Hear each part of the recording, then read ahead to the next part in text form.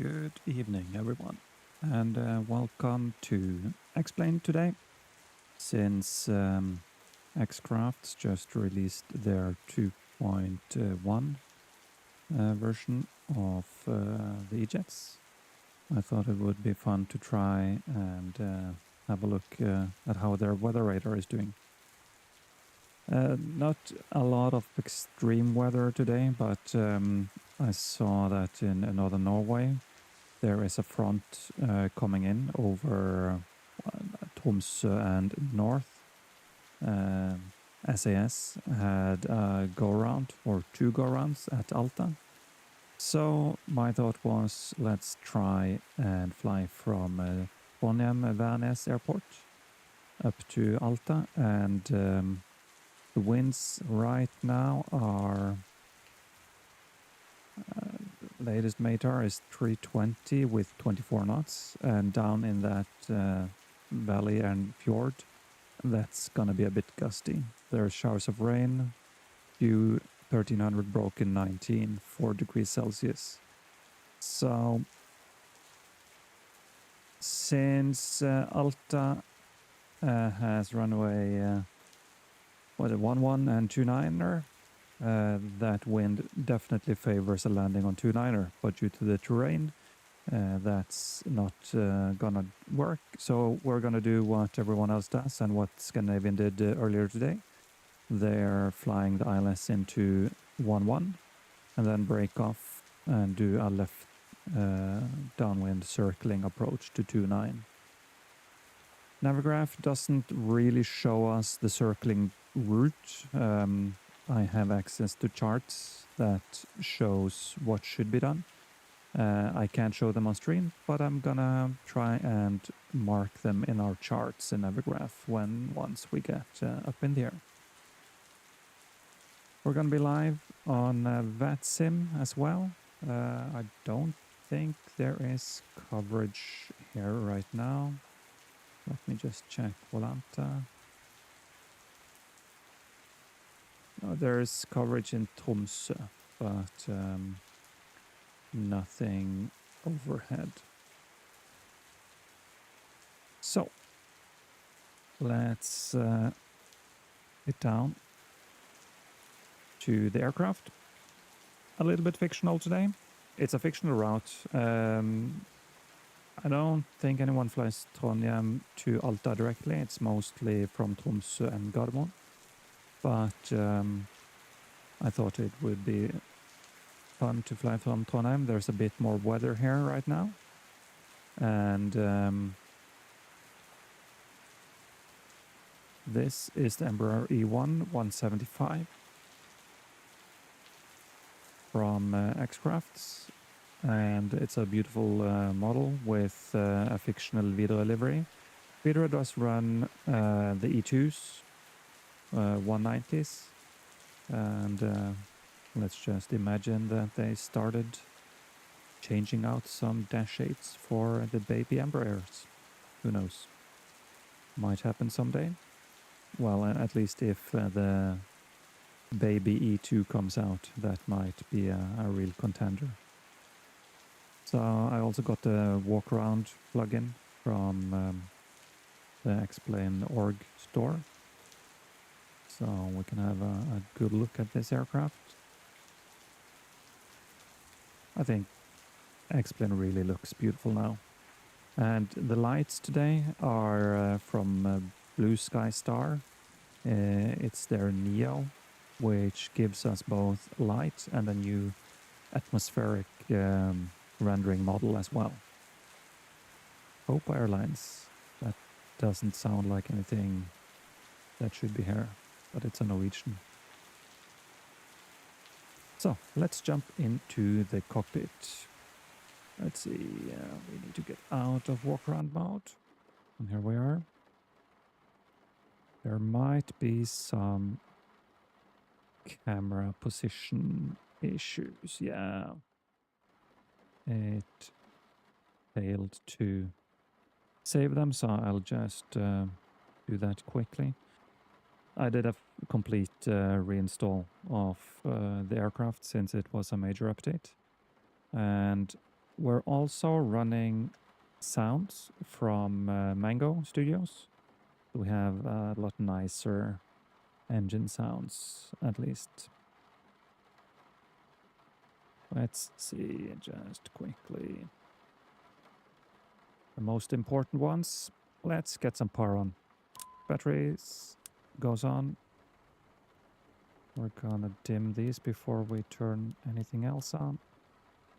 Dimension light goes to armed, then on and armed. That view is wrong. I want it here. Remove the engine covers and fire up the GPU. That's available and online. Nav lights on, that's fine. I've filed with VetSim and I've made a flight plan in SimBrief. So let's just do 2000 on the squawk. 1228, so we don't forget that. And let's load the weight and balance. Oh, that's in pounds, so that changed as well.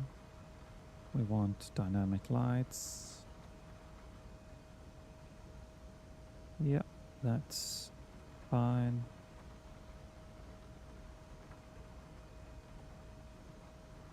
Good. So, there we are. We have zero fuel 28919er. Let's go to route. We're gonna use a fictional call sign. Vira's 182. And we're going to Echo November Alpha Tango. Activate. Flight plan from Venice. We're going runway 27 on the NIGX-1 Bravo departure. We'll have a look at the charts afterwards. And let's see, can we get Navigraph to show? Good.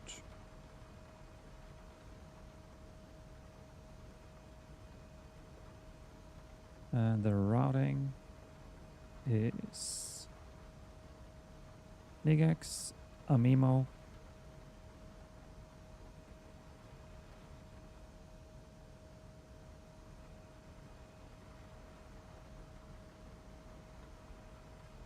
and after Amimo it's Abasu.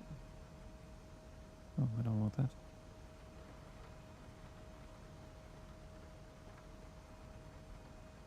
Abasu to Badix.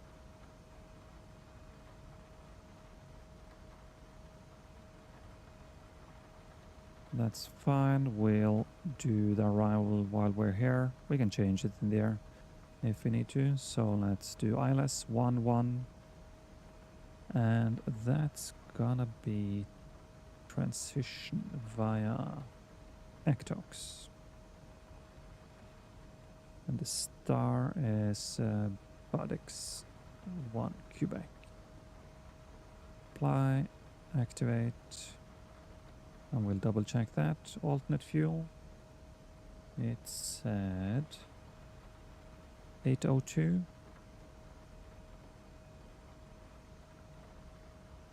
Cruise altitude 370 with cruise winds averaging 315.34.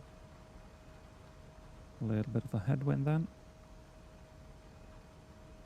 ISA is +5.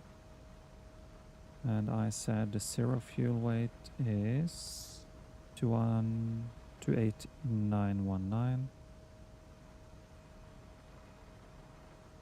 And the takeoff CG is 18. And that's fine. Let's kill that and have a look at the takeoff performance. Runway 27, it's definitely wet, so that's 5, good. Wind at the moment,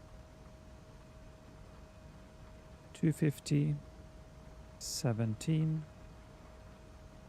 with 6 degrees, 1016. Takeoff weight 33457.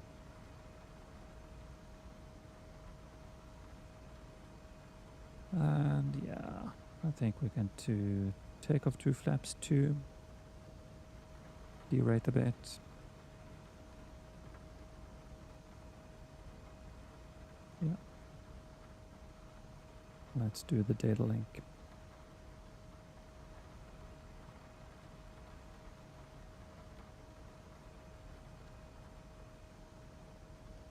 So takeoff data set, takeoff 2. We're not gonna flex. And I said when was 250.17 on a wet runway. Flaps 2. Takeoff speeds are set. Flaps 2. Pitch trim should be 3.5 up then. I think 4 is the default for the baby Emperors, and 2, I believe it was, is for the larger ones. So the climb, yeah, we can climb 270, so that's going to be 250 to 10,000, and then 270 transition is, I think it's about 8,500 or thereabouts. Cruise, that's fine, and same for descent. And arrival looks fine. We'll do the landing calculations while we're in the air. That's all fine.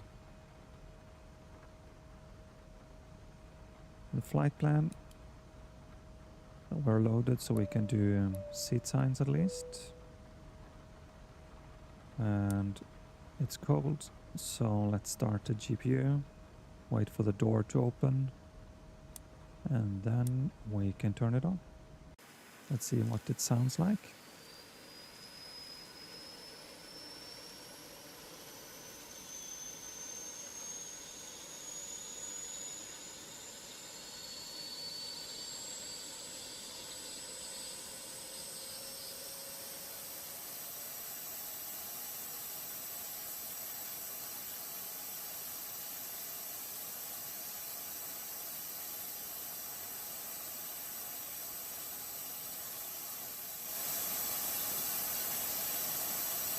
So that's the LEGO Studio soundtrack. It's better from inside the cockpit when we're starting the engines. Okay, so overhead scan looks good. Let's have a quick look at the checklist. We're gonna do power up, we have batteries on, everything is checked. We can do a quick check here, and we're getting the warnings on the ICAS and down here. Good. That's fine. GPU is on now. APU control is on. Annunciators.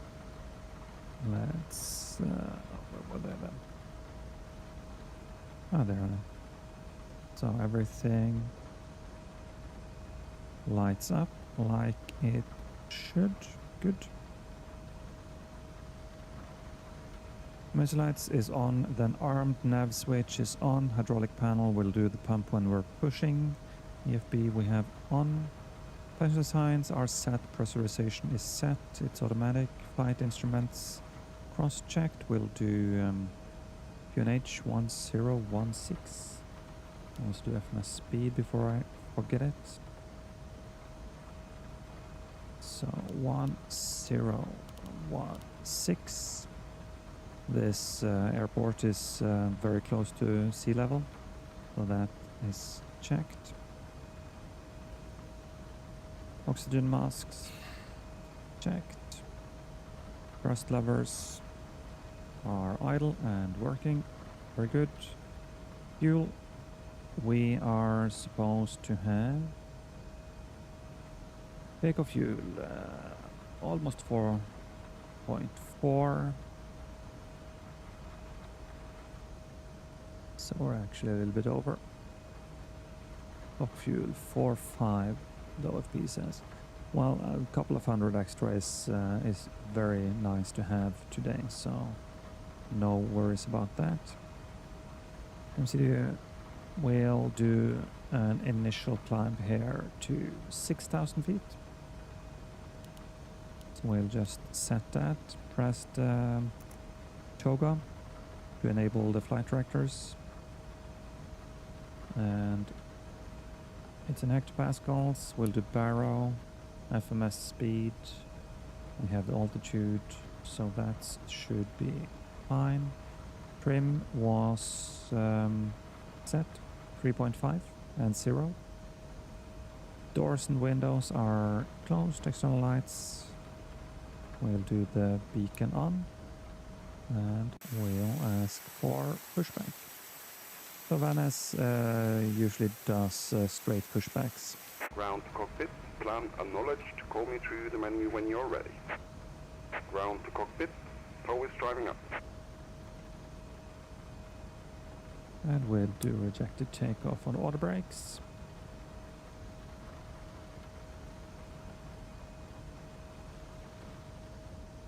Very, very simple engine start checklist. I love it. Such an easy aircraft in many ways. So after he's connected, we'll do the electric hydraulic pump on. And then we can push. Let me just check my X-Pilot. That's connected.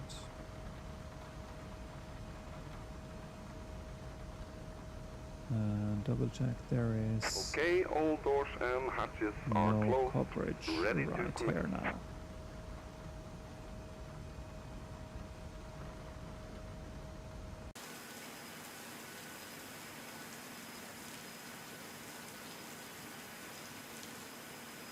Winching strap and adapter in position. Release parking brake when ready to start pushback. So let's remove the GPU and ground objects.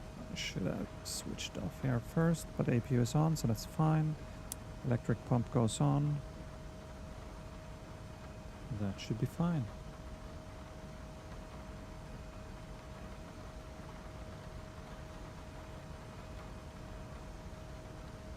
And I'm wondering, 1 second. I think.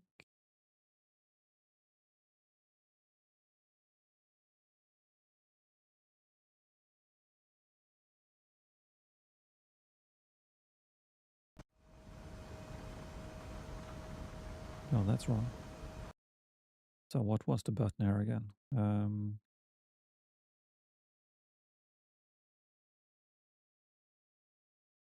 There it is.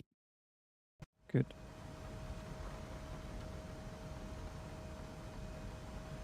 Vanes traffic. Vidas 182 is pushing back from stand. Isn't there anything here?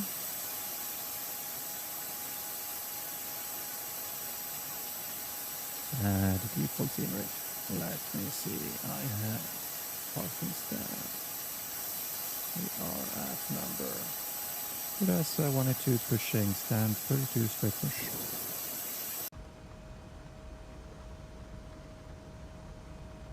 Let's see. He's lifting.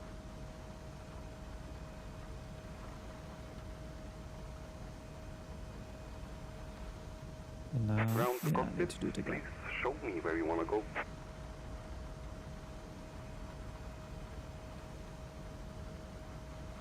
Starting pushback, and you may start engines. Very good.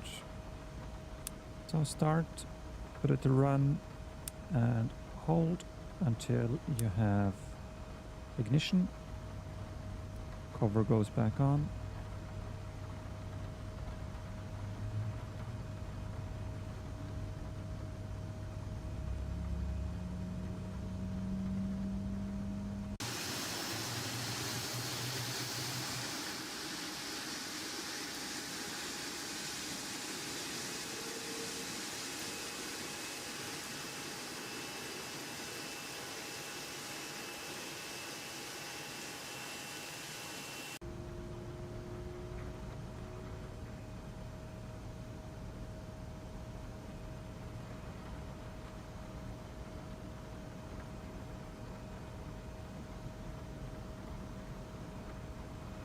That's a good start. The red marker jumped over, starting number 1. Operation complete. Set parking brake. Park brake set, you may disconnect. Disconnecting cow. Stand by.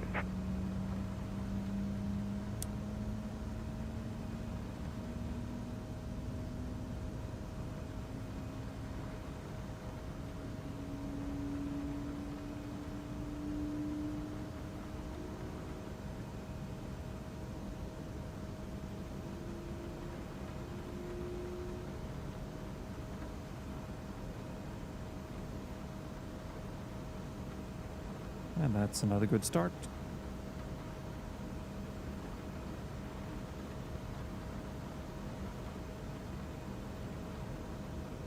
Tow is disconnected and bypass pin has been removed. Hand signal on the right. We'll see you next time. Have a safe flight. So this is going to be the interesting part. We have weather radar, it's enabled, and we'll see if it works.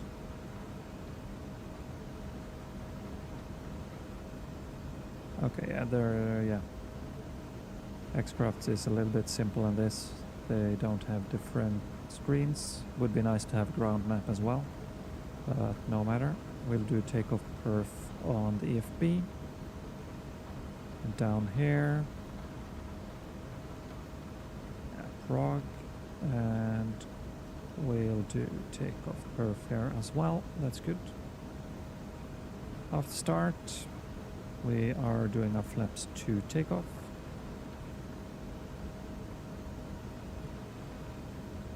The ground equipment is removed. Slats flaps set to 2. Flight control check. Let's do that. Flight controls. So ailerons right, left, neutral. Elevators up, down, and neutral. Rudder right, left, and neutral. All good. Back to map. So flight control checked. We are ready to taxi, and nose light goes on. And we can turn off the APU.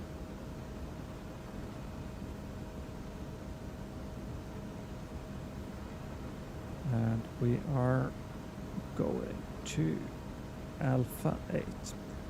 Spanish traffic, Vidas 182, taxi via Yankee to Alpha 8. Park brake off. Nordic 47 Yankee pushing back after passing from right to left.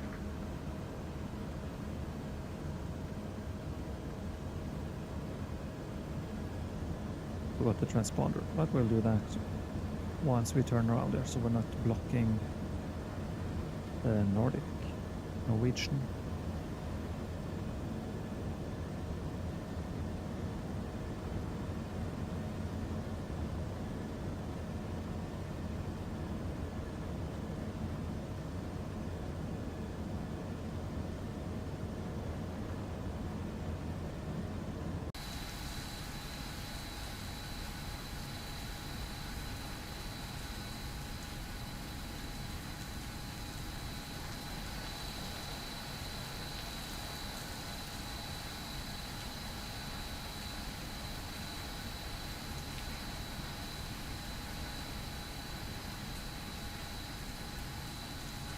So these NEO lights, I think, are very, very crisp.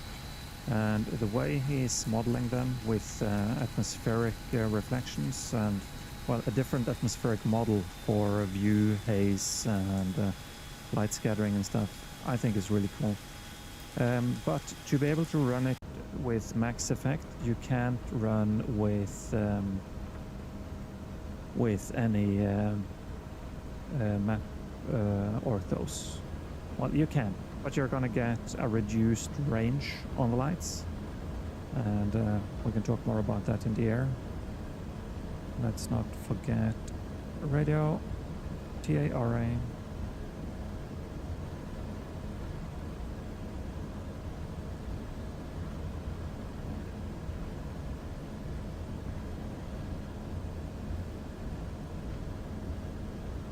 So I'm not running X-Plane map enhancement today.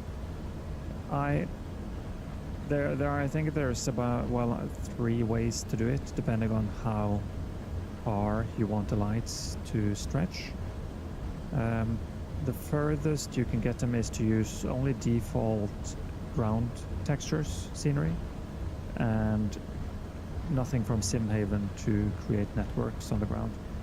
And so it works best with the default ground textures.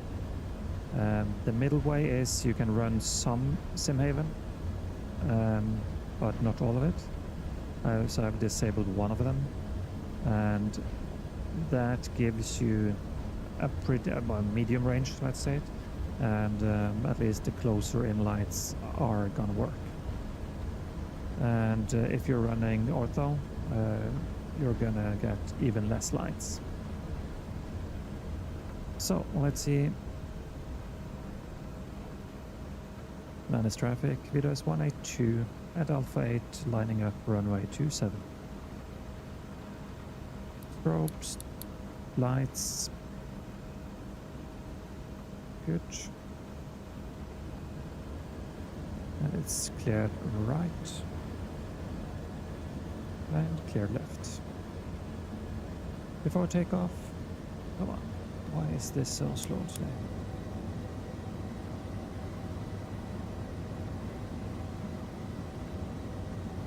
I feel like, I don't know if it's a 2-1 thing, but the ground friction feels much higher. Parking brake is off. The brake temperatures, check, we didn't brake at all. ICAS, transponder, takeoff config.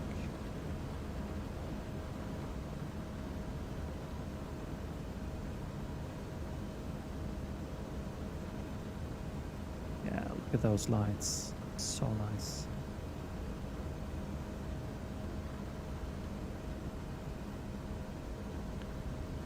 Auto throttle is armed.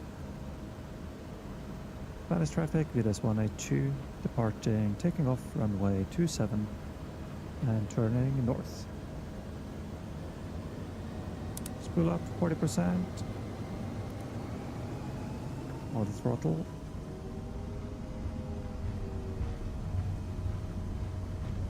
Wind is 250, almost straight ahead.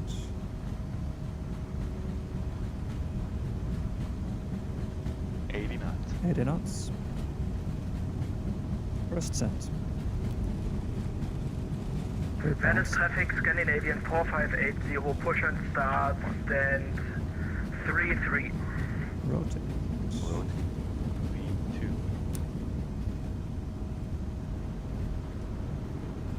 Positive rating. Gear up. Gear up. After taxing traffic behind us. Nordic 47 Yankee, taxi. Positive rating. Gear up. That's a double take.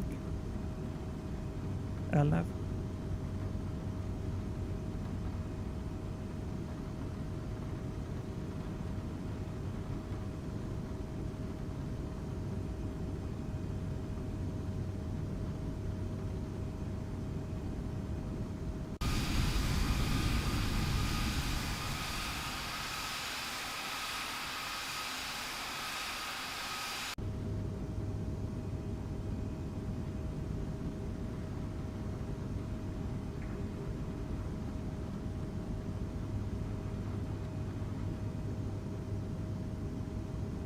That's one.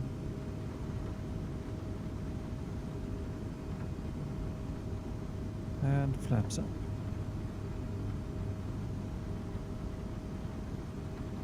Watch the speed.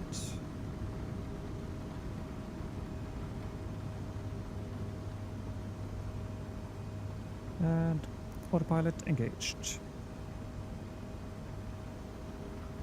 No slides can come off.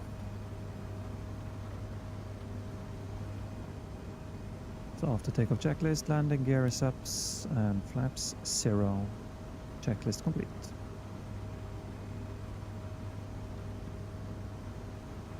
Good. APU's off, air conditioning. We can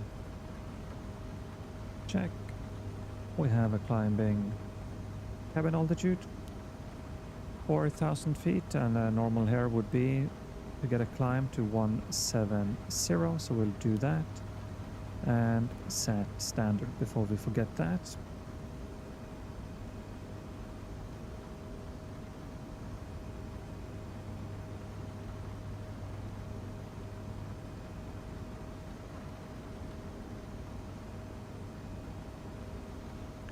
So one of the things in the changelog for the E-Jets was that the flight director should behave smoother, calmer. So it used to pitch very aggressively. 47 Yankee, takeoff runway 27, start on.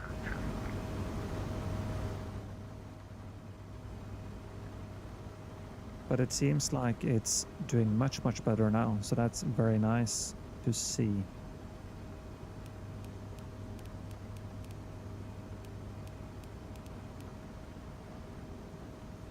And we're breaking up out on top.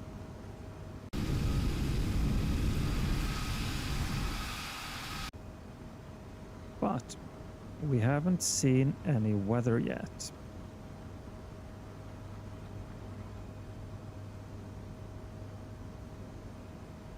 There wasn't much in those clouds, so that might taxi to holding point Alpha 8 via be it. Whiskey and Yankee, where is traffic? But to be honest, I would expect to see something there.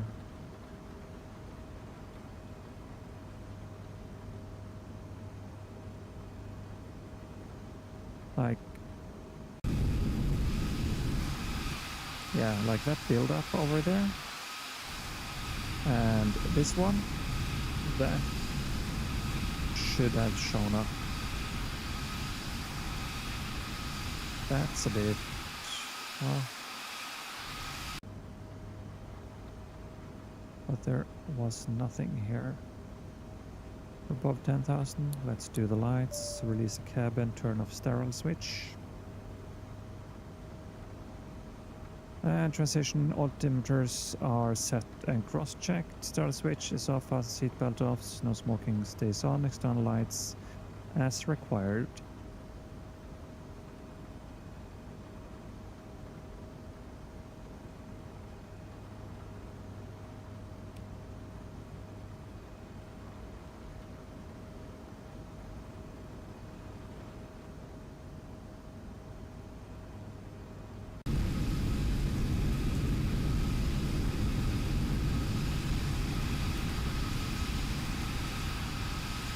That's a pretty sky.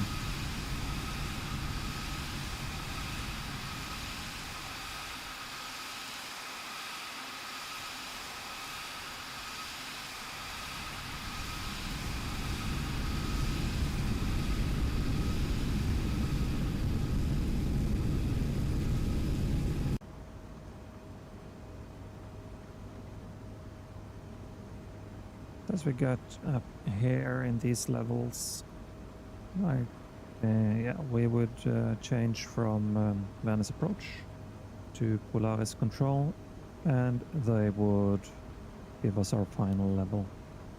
So flight level 370 set.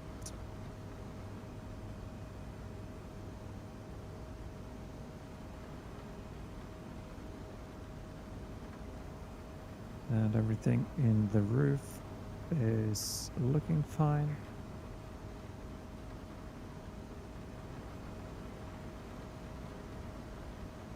What a lovely evening. So pretty.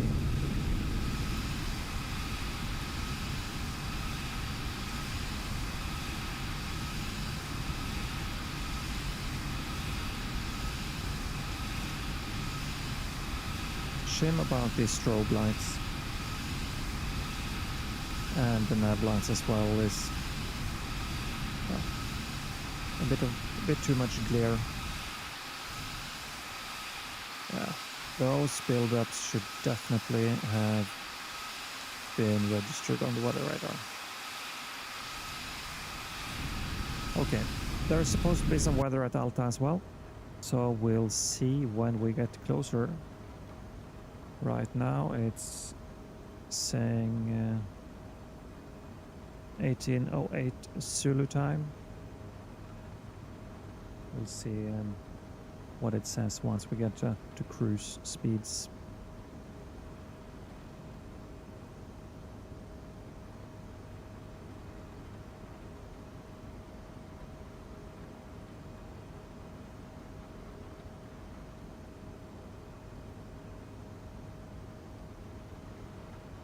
Really no reason to fly all of the departure. It's not even very realistic. So at this point, the next point on our route, let's see. If we have a look, that's the chart. We'll get back to that.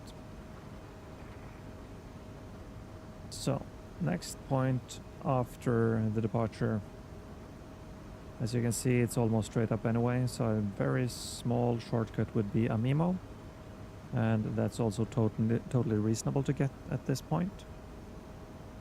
So let's go to flight plan, Amimo, and this, I'm a bit, well, let's see what happens now, because earlier the X-Crafts, when you did a direct, the magenta line tended to shift a little bit to the side. That's a bug. It shouldn't. It should just draw a straight line from where you are. It's never been very good at that, and it's even worse when you're in a turn. So let's see what happens now. Activate, and that seems much better. It didn't do anything. Hey, very nice. That's cool.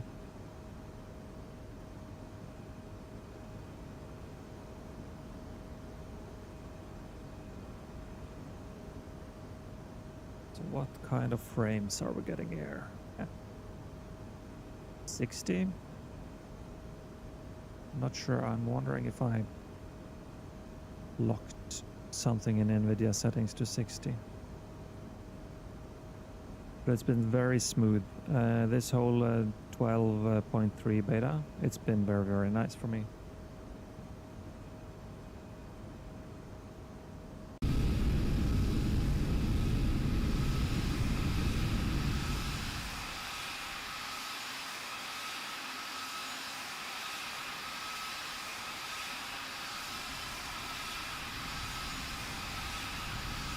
That type of cloud needs a little bit of fixing though.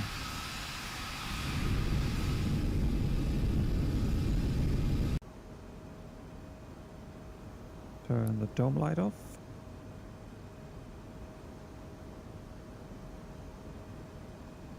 Lovely, lovely sunset.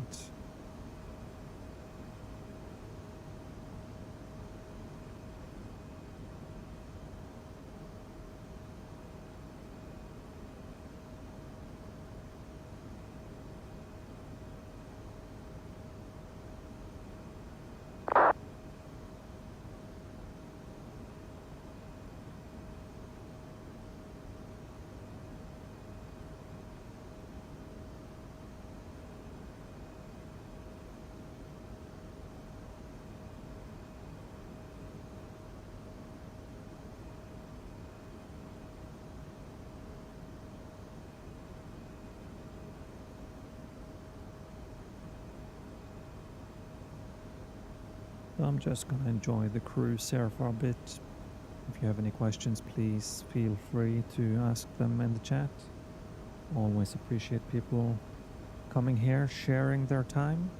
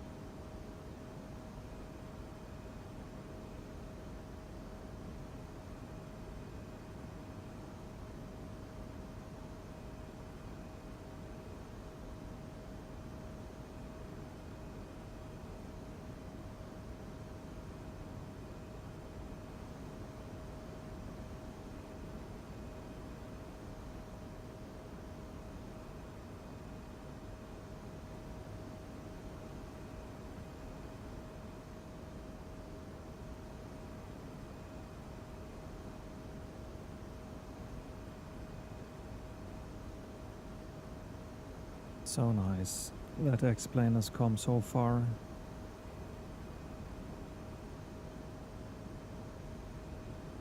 And the blue sky star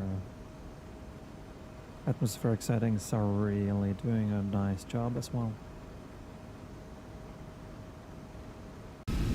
Not much night lighting to look at in this part of Norway, but what we can do, I'll,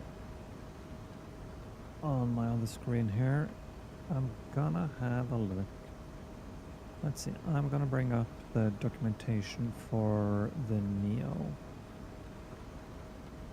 And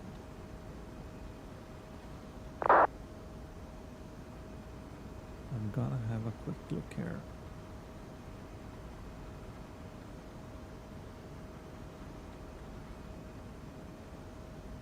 So, what he's saying in the documentation about the range of the NEO lights is if you're using any ortho, it will replace the far lit textures.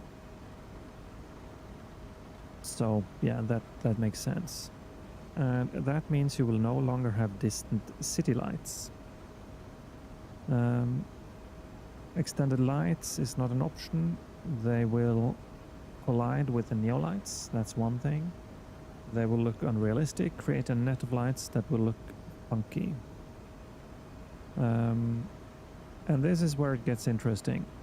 According to at least the science he's using, a human eye can see bright light sources at a maximum distance of 12 kilometers. So what he's meaning here is you can't see individual light sources, so that's light bulbs and stuff like that. What you do see is you're seeing the spill light and light pollution from the light in the distance. So that's what NEO does. It draws the bulbs 12 kilometers away, up to 12 kilometers it seems, and NEO will then give you light pollution and light spilling around other light sources further away.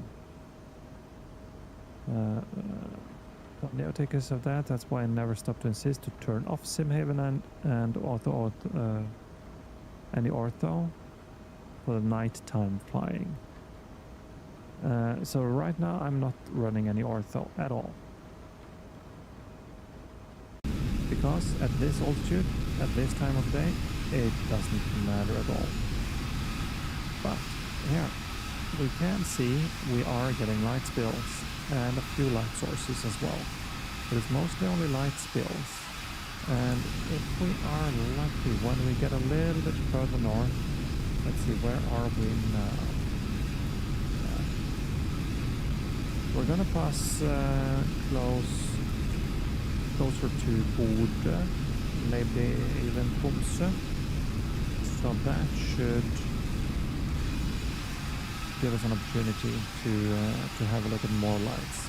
This would be a better test in Asia or Southern Europe or something like that. Not much light here on the Norwegian coast.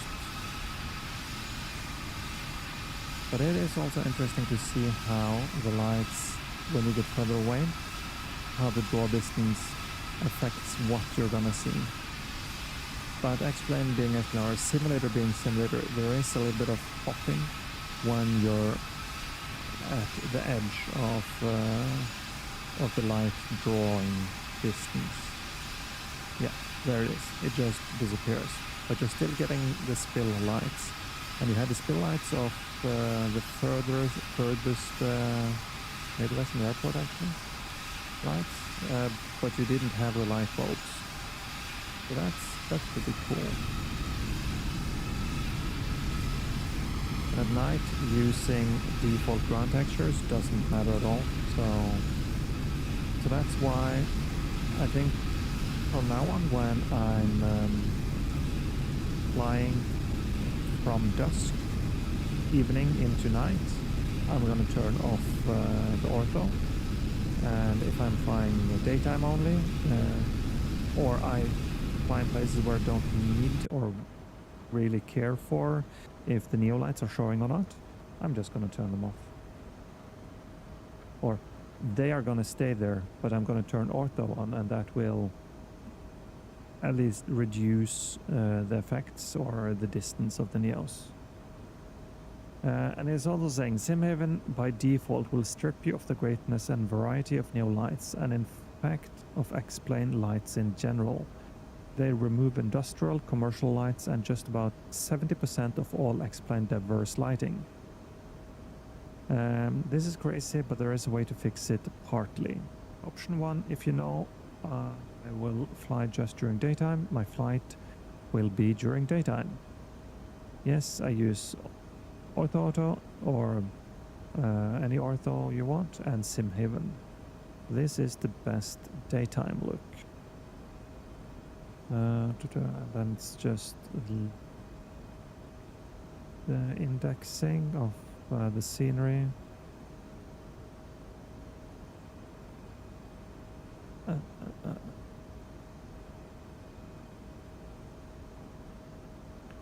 Yeah, so then it's saying disable the network package of SimHaven. So if you're running just Europe or both Europe America SimHaven networks, you just disable both of them.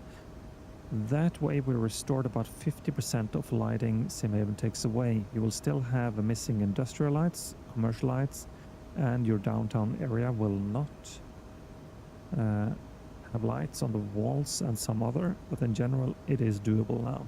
So if you find yourself in flight that takes you from day to evening or even night, this option works. That way you don't have to turn ortho off. Keep in mind that in far distance only NEO custom cities will spawn. So that's another thing. NEO does lights for all parts of the sim and the atmospheric modeling as well. But he's made custom scenery for the bigger cities around the world. You can have a look at his webpage, but it's Amsterdam, Athens, Atlanta, Barcelona, Belgrade, Berlin. So it's cities over a certain size and other popular cities. It's 122 cities in the package right now. For Norway, I saw Oslo, but I think it's only Oslo. I haven't checked. Yeah, Oslo is there. Paris, Phoenix, Portland, Richmond, Prague, San Francisco, Sydney, Toronto. Yeah, there's lots of Vienna, Warsaw. So it's a very, very cool package. And right now it's discounted 50% on his webpage. I think it's 20 euros, and he is working on version 2.0. That's supposed to be a very big improvement as well. And once that launches, if you already have the 1 point something editions, I think it was a discount on the 2.0, but the price will go up to 40 euro for the full package. Is that worth it for lights? Depends on where you fly, I guess. I bit a bullet and bought it. I think it's cool. It's cloudy here now, so we're not gonna get any more lighting demos until, well, maybe not for the entire flight. If we have low pressure front coming in further north. We're about to level up at 370.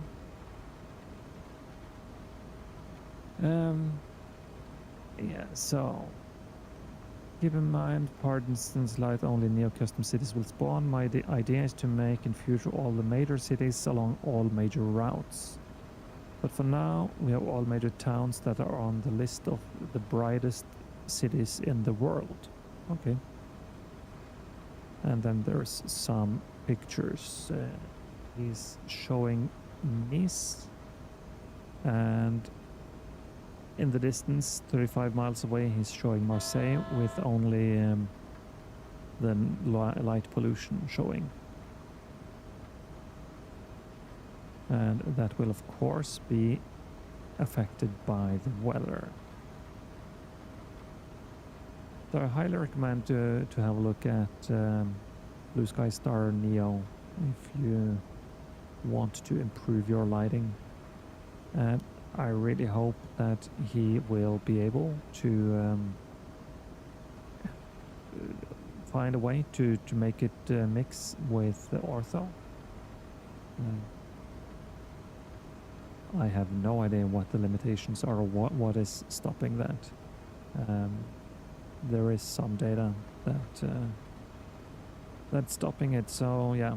But that if in the future X-Plane could do that, well, that would just be very cool, yeah. So what you can do as well, if you want to, I bought X Organizer to organize my plugins and add-ons, so you can make profiles there. So yeah, so it's easy if you want to have one profile for daytime flying, one for dusk and night flying, you can.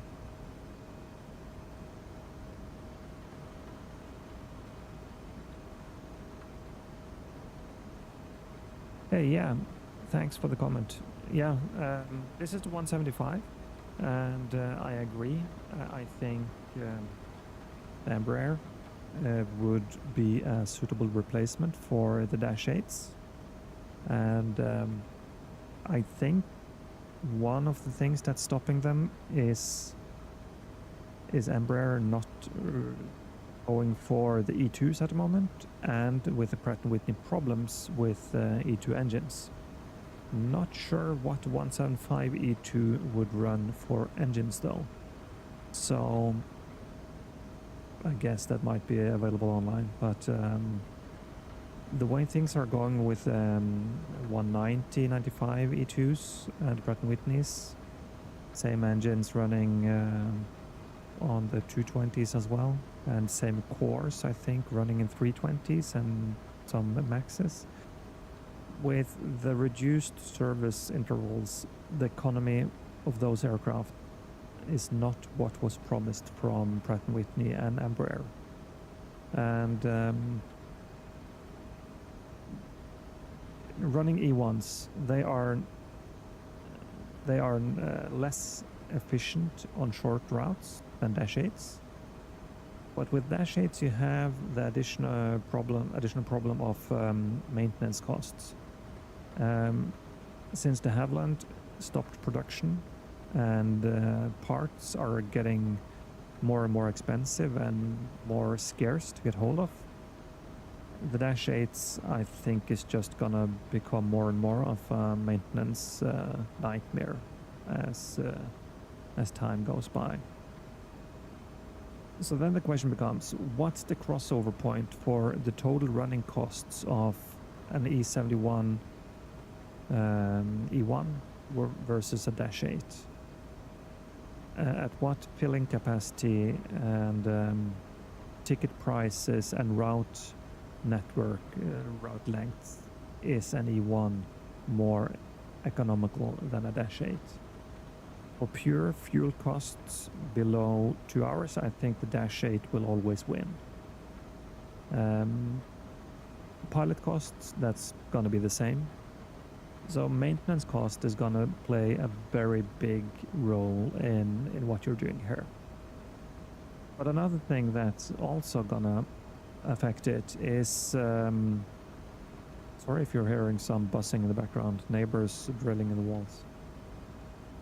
Yeah, the fourth point is the Dash 8 on routes over 2.5 hours is starting to lose its efficiency gains very quickly due to lower speeds and having to stay at maximum 250. So you're more prone to weather at 250 and below, and we're seeing this very, very often. I know all pilots in all aircraft are complaining. Well, in our the altitudes we fly, there is always weather. If we could just go 2,000 feet higher, everything would be nice. Well, that's the nice thing with the Embraers. You can fly much higher. You can fly higher than the 320s and 737s. So at least you have the option here. The other thing is with the range. A Dash 8 for domestic flights up to 2.5 hours is fine. A E1 can do it slightly faster. The longer you fly, the faster it's gonna be. It's more comfortable for the crew. It's less noise, less vibrations. You don't have the damn noise cancelling system in the Dash 8s that's always breaking. The vibrating speakers, hammers in the hull, those are breaking left and right and center. And when they do, they're just making additional noise instead. If enough of them break, you just have to disable the whole system and fly without it, because the system itself makes more noise than the aircraft. Okay, we have some spill lights. That's cool. So having the ability to fly longer, faster, more efficient, as well as flying those 30, 40, 60-minute flights that the Dash excels at. If you can right size your flights between 175s, 190, 95s, and if you're code sharing or partnering with someone with 320s or 737s and even larger aircraft, it's so much easier to right size where you're putting what aircraft, what time of day, and what time of year. Are you in the public school holidays? You want more aircraft to fly to exotic destinations over 2 hours away. So let's say if you're in Norway and you basically you want to go to Spain, Italy, Greece, Turkey, Dash 8 can't do that. If you have a narrow route, so small passenger count, but you can justify ticket prices, you can put a 175 in there and it can fly it no problem. So I think diversifying in what aircraft types you have, within reason of course, you have to stay within a couple of types to maintain a lower cost of maintenance and training for both pilots and technical personnel. If you can manage to find the right balance there, I think that's the way forward. That's the way to do it. Dash 8's very nice aircraft, extremely capable in rough weather, crosswind landings, all that control you have of speed and on the approach with adjusting those huge props, just adjusting the pitch of the props and then adjusting the lift over the wings. That's, yeah, it's so good with the way you're able to fly it. And that's why the baby Dashes 100s and 200s are doing so well in short field operations all around the world. They're just, they can approach very, very slowly. You're talking coming down to, well, not Cessna speeds, but well, bigger Cessnas you're getting close to, and at least you're getting closer to the small twin engine piston aircrafts. So 90 knots, that's very slow for a commercial aircraft. Granted, it's only 37 seats, but yeah, it's small places as well. So yeah, I am going, I've been thinking about it for a long time since I started this channel. I am gonna do a complete series on the Dash 8 from a quick walk around just for fun but starting Cold and Dark startup. That's going to be one of them, and startup from a turnaround. This is what we do most times. Let's say you fly, I think the most we're flying now is mostly 6 legs a day. Depending, if you start early, you have to start Cold and Dark. Well, no, not really. Let's say there's 3 types of states you can approach an aircraft in. A true Cold and Dark is very rare for us to come to. If the GPU failed, yes, and and they noticed it and shut down the batteries or everything, then you are going to do a full Cold and Dark, starting the batteries and lighting the aircraft that way before you get ground power. But 99.9% of the times we have ground power on the aircraft, so it's alive when we get to it. So the difference isn't that huge, really. It's just what power switches you're turning on first. And after that, it's the same initial first flight of the day flow, where you're checking everything. And at least in our company, it's the captain checking most of the cockpit. So the first officer starts with a walk around on the first flight. And yeah, so I'm gonna do that, certainly. And like I said when I started the stream today, I just recently purchased the walk around plugin for X-Plane, so it makes it a lot easier to have a nice stable camera view when checking out the exterior of the aircraft as well. So that's the plan. Just been a little bit busy. I'm doing, actually right now I'm sitting in the living rooms streaming, so that's not optimal, let's say. Having a 10-year-old running around behind me as well, and she's getting ready for bed. So then what I'm doing now is I'm decorating a loft. That's gonna be my office / gaming streaming room. So once that's ready, I hope it's gonna be easier to record videos and do voiceovers and do streaming and stuff like that.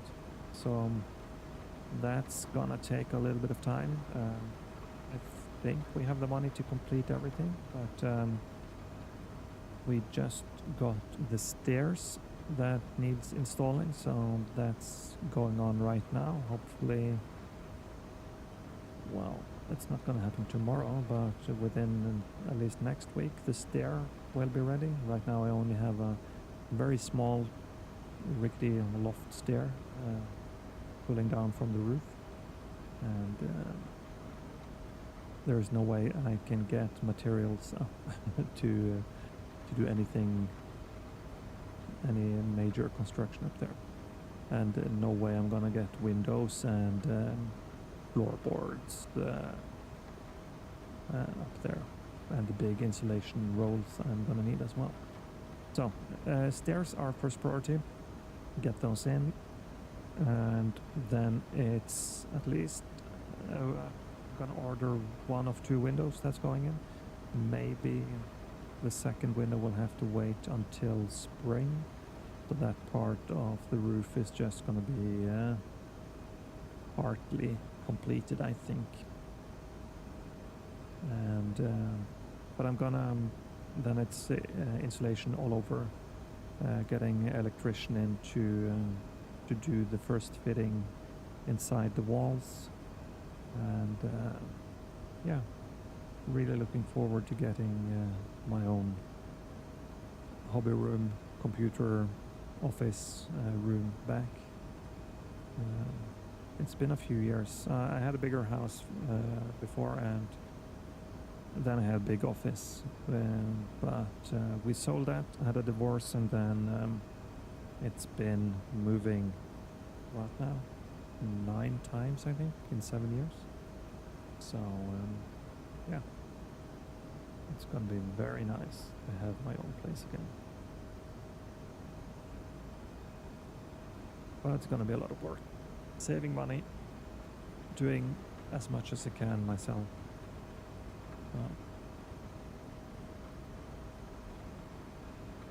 Yeah, not much happening here.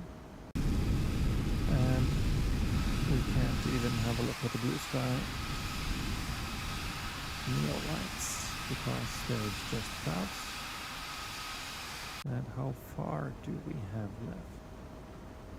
17. Yeah, not too far. What's that about? 40 minutes-ish? Isn't it? Yeah. 1951 local, yeah. That's not too bad. And we have plenty of fuel left when we get there. The wind right now, what is it?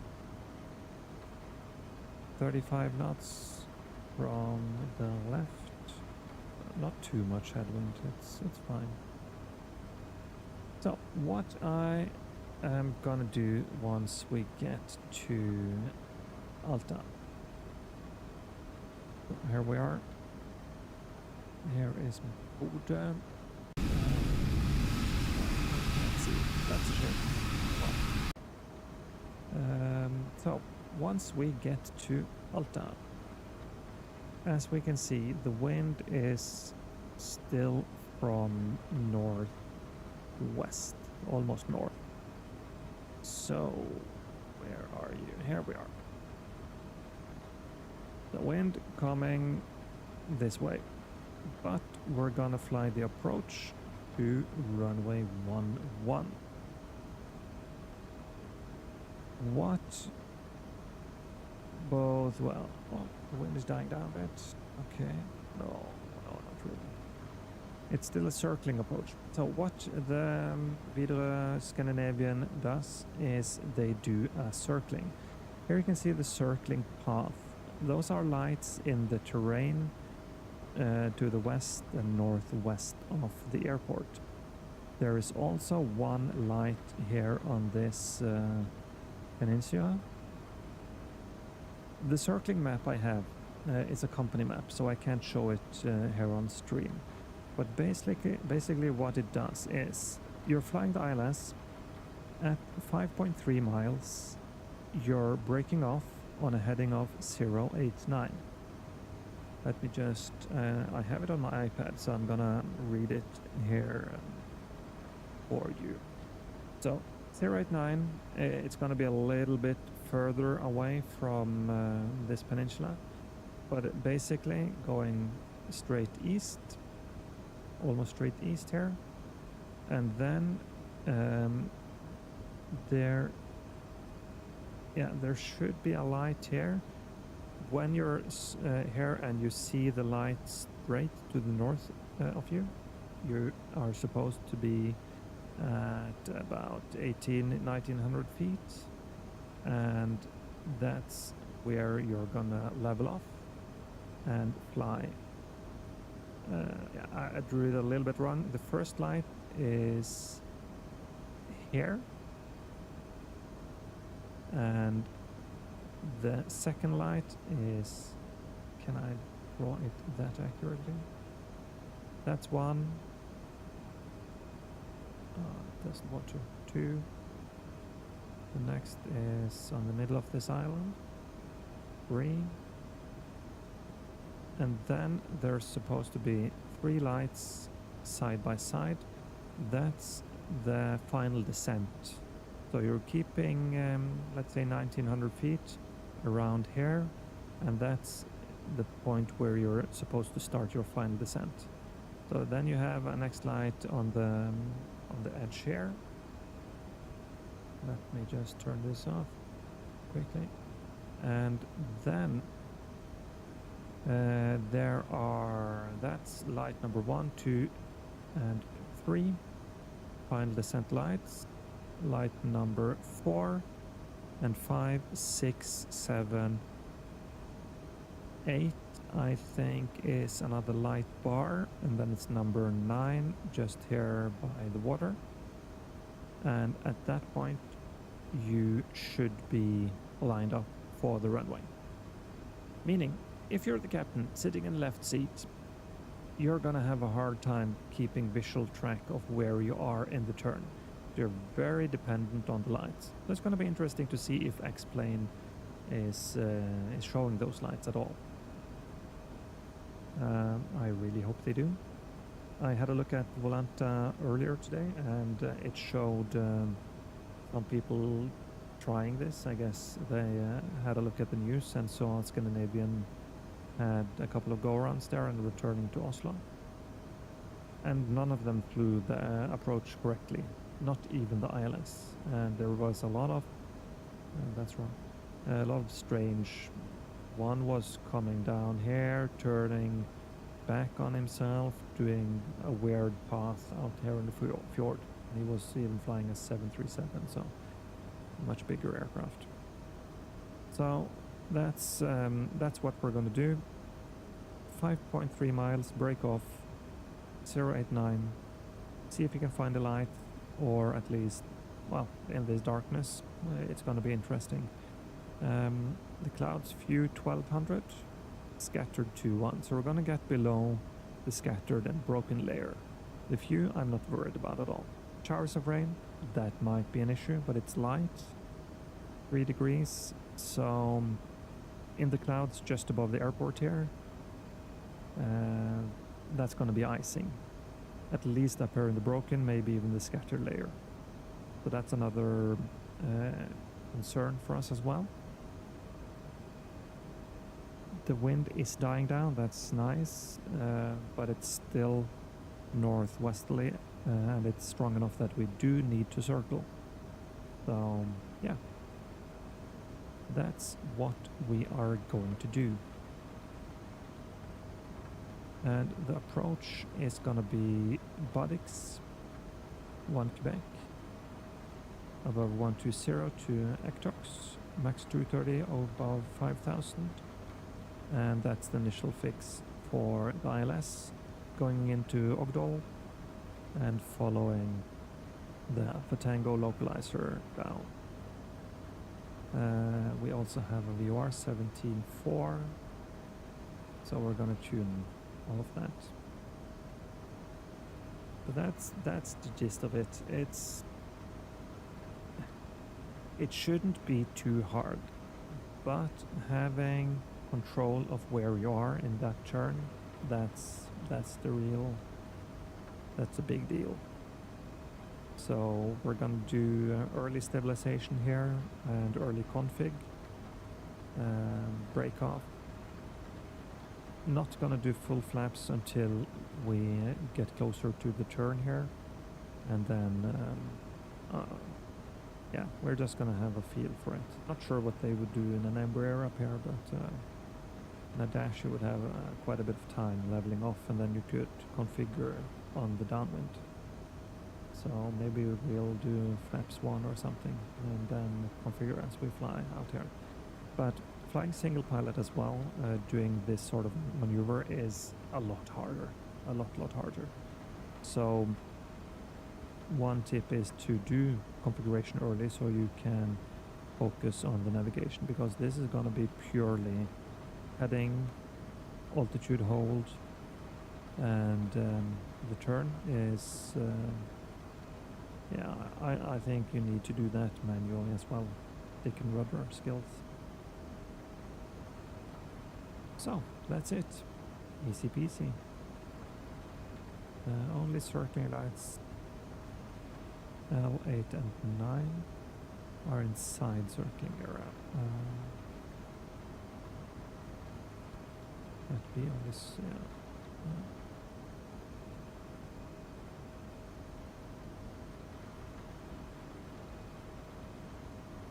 And the minima here is on another chart.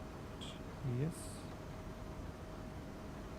Cat C ILS we're gonna say we can do the 4-degree time gradient. If we have a go round, that gives us a 555. We'll just enter that. It's gonna be 560.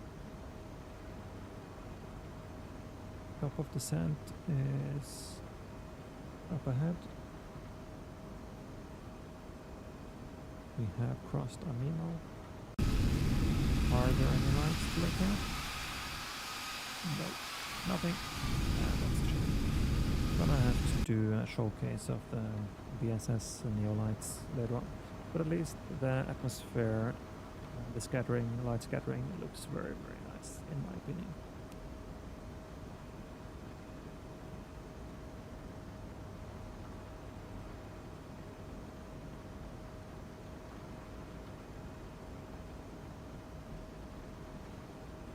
No problem, just it's very nice having someone to talk to here. I tried to do my own mini case study on the Dash 8 versus E1 because I know there are several operators around the world looking for answers. What are we gonna do?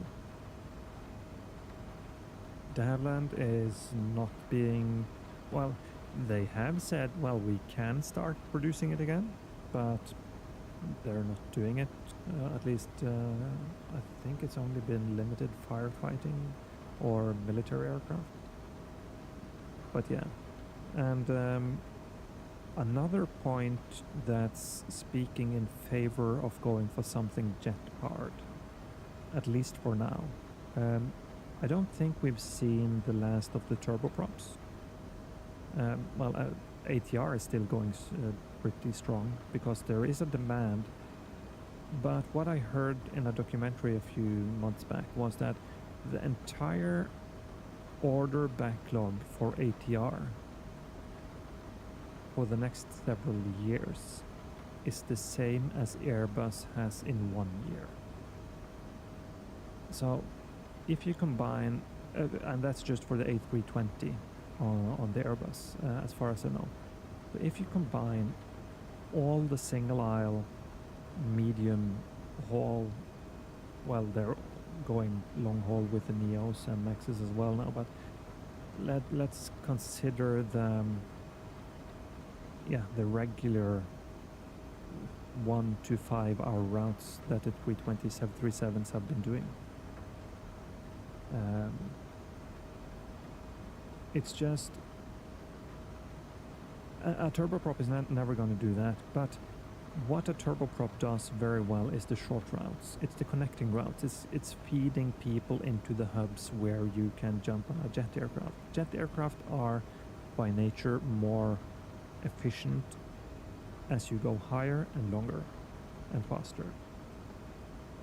Shorter and lower, a turboprop is going to win. But looking at engine development over the last several decades now, nothing new has really come out of it.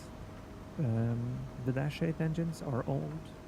The ATR engines are pretty old. There's nothing happening there. So the next evolutionary step on the turboprop front is everything they're doing with electric and hybrid right now. There's a lot of skepticism around that field, and they have a huge problem in batteries.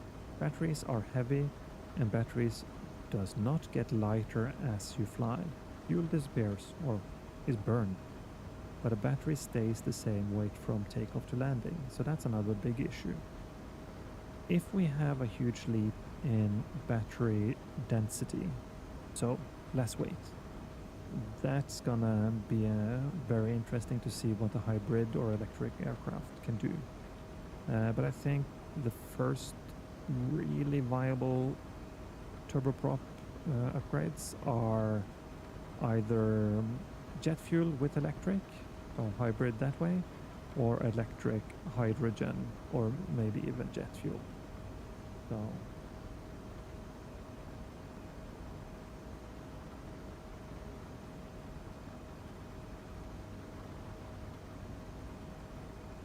So, but what the hybrids are gonna do and when they're gonna get here, very interesting to see the progress of the Swedish aircraft designers. I forgot their names now. I think they are gonna do, is it test flights on their first test bed next year? But that's not a hybrid test bed. It's just a more of a proof of concept. But that might be the future. That aircraft is even in at least Microsoft Flight Simulator 2024. I don't think it's in 20. I did try it there, but it's a bit janky flight modeling in it. I think it was very sensitive, and I couldn't really make much sense of how they're planning to use the engines. I know what they've said, but that model didn't want to really do what they said it's supposed to do, even though it's the same people making the aircraft that's supported making the model in Microsoft Flight Simulator. But it's very interesting, and personally, I'm not negative about the hybrids and electrics. I think that's an attitude that's just ancient. People say, well, electrics, well, blah, blah, blah, blah, if you run out, you're gonna crash and whatever. Well, so you're gonna do the same if you run out of fuel, so that's not an issue at all. The issue is the weight at the moment. And yeah, I think it's gonna be just fine. I think we're gonna have to go for some kind of electric generator via hydrogen. And as we all know, hydrogen has its own problems as well, so yeah. And we have auto tuning of a localizer here. That seems right. 109er on the course. Very cool. I like Embraers. I like the automation. Would really like to fly one day.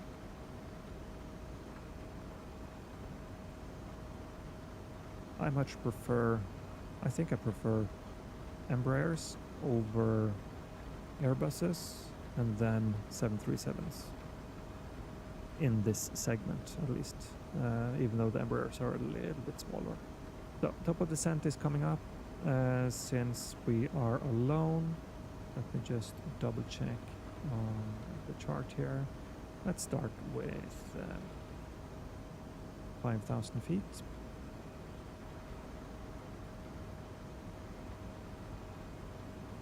Very good. And how far out are we? Very far out. So that's the warning chime. And it's supposed to just capture it. On the last version, I flew offline a couple of days ago.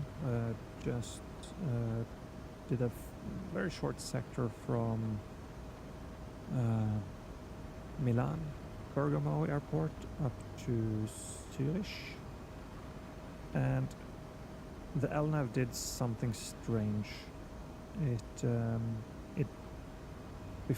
Just before it got to a waypoint, it just decided to fly a different direction for some reason. And by doing that, it also lost its VNAV. So yeah, suddenly it just did weird things. We have VNAV path starting down by itself.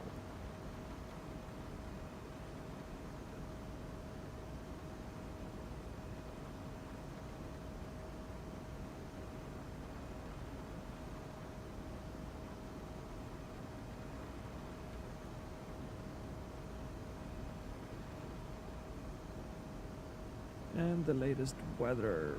Let's see, the QNH is 9er 6. Let's do it now before I forget about it. Since we're alone here, it doesn't really matter.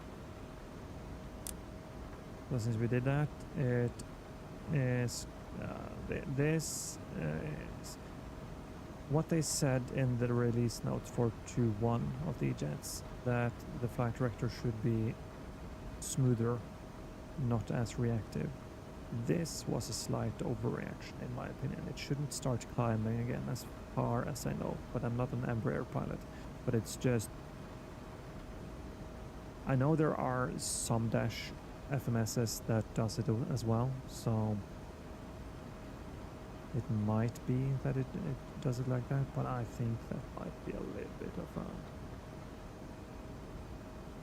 X-Crafts thing, but it's not a big deal. It's much better now than it was yesterday. Let's continue with the setup. At Alta Airport, we have a runway that is 2,254 meters long. It's cold, it's raining. Let's do medium brakes. And descent authorized selector landing data we are gonna set now. So Echo November Alpha Tango, runway 29er, it's gonna be wet. Wind 320, oh now it's gusting to 28. So it's 320, 17, gust 28. Let's do, what should we do here? At least it's more down the runway now than it was earlier. It was more northerly earlier. Let's include the full gusts, just in case. Temperature, nice balmy 4 degrees. It's now 997. Landing weight, I'm not really sure how you do that. I think they have a system to do it, but let's just look at the gross weight right now.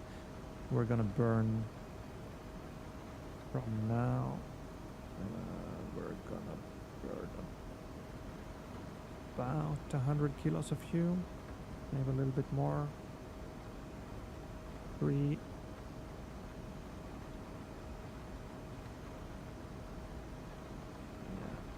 to 900. Let's call it that. 3 to 900. Flaps full. Reversers. I think it's gonna break out of icing. Let's go with no.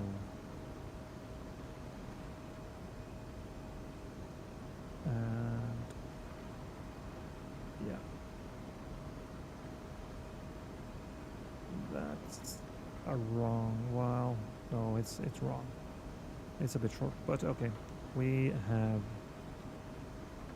400 meters to go on here almost, and if we're adding the real numbers, it's 600 meters, so that's fine. Send to FMS. Let's go to data link, load the V-speeds, perf, landing, that looks good, landing flap is full, landing in it, 3 to, clear, 3 to 900,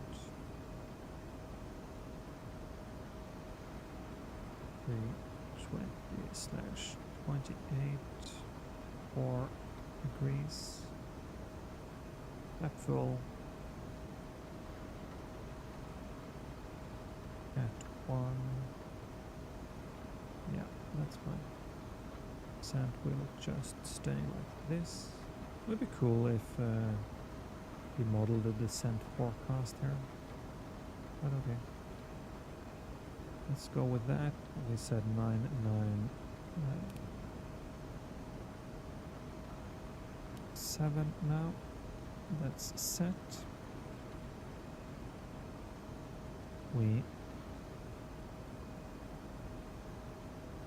Let's have a look here. Approach buttocks to ectox, and ectox above 5,000. Next is Ogdal, still 5,000. Charlie Fox, 1-1. That's on the descent. Next is down to the runway. That's all fine. Go around is in case of mist. Straight ahead 1 mile. Alpha Tango after ILS DME. Then right turn. To intercept and follow radial 144.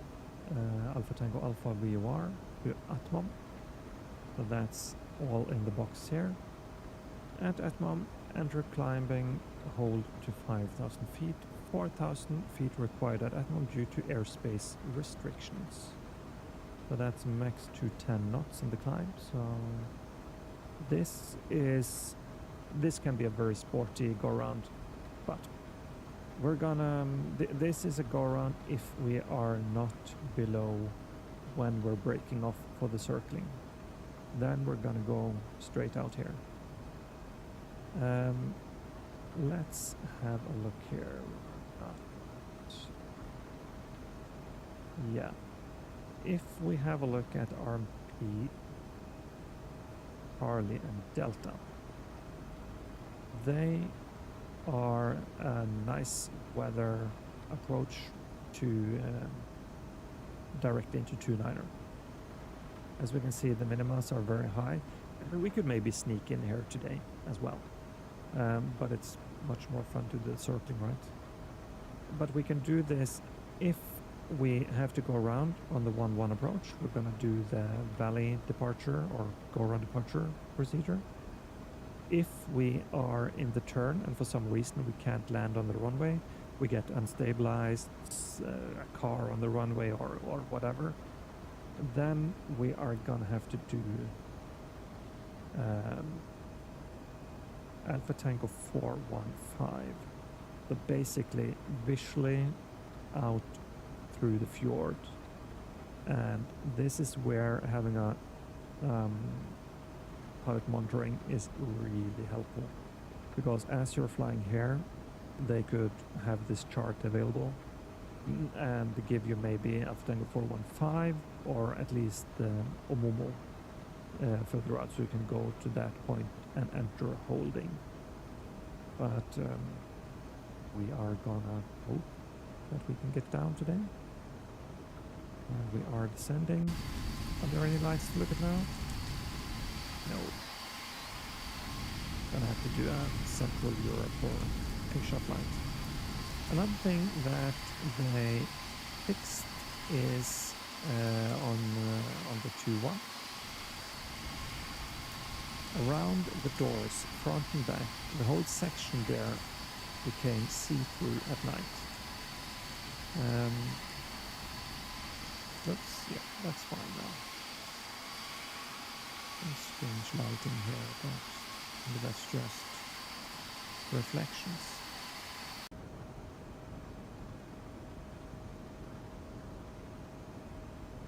Cool.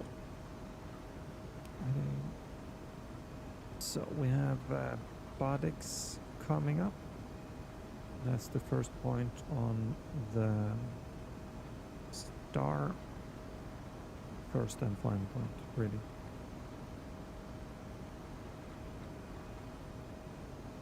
We have performance data set. And it's gonna be bad weather, so let's fasten the seatbelts now. How long do we have to go?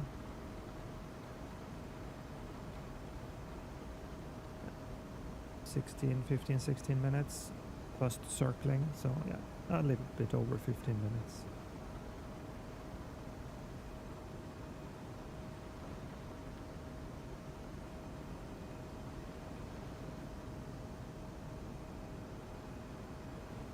Yeah, temperatures are set, external lights, let's just do the landing. Main landing lights now, so people can see us. As I said, I don't like the modeling of these lights. They're a bit weird. 907 and radio is tuned to the localizer 108.9er. on both sides. Do we have a DME 50 miles?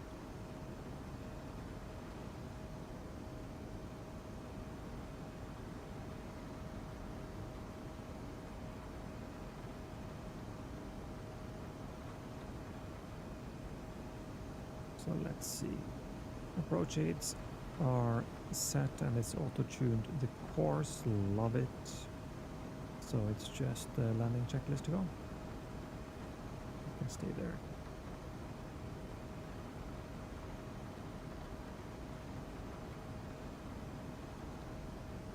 There's extended winglets here, but they're not enabled. I'm not gonna mess with that during the flight. It also looks like the extended winglets out here, so I'm not sure what. I'll test it when we get on the ground. So yeah, cloud layer. It's still windy, gusty, but it's few 19, scattered 27, broken 47. So the cloud layer is increasing at Alta. So that at least makes it easier to do our circling approach.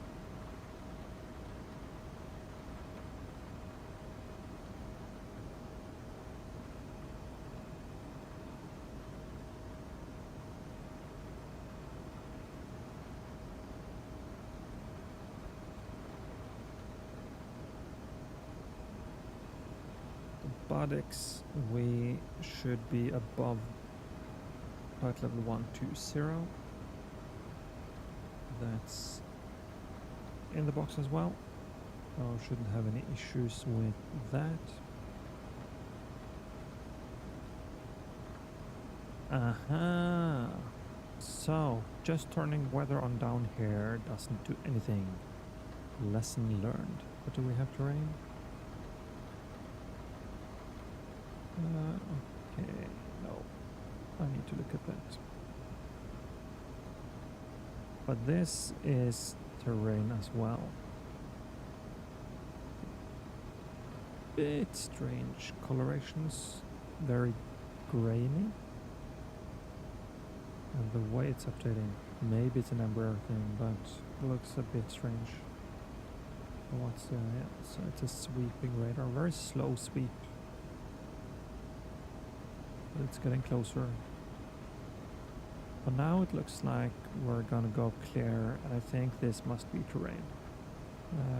It's auto tuning. Can I? There is a sign there, but can't do anything. Okay. Interesting.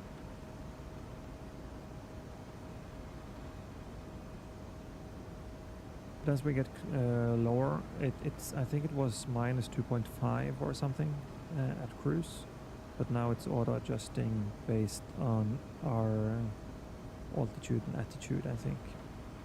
In a Dash 8, you will have to manually adjust this as you go. And that's something we're playing around with all the time when it's weather.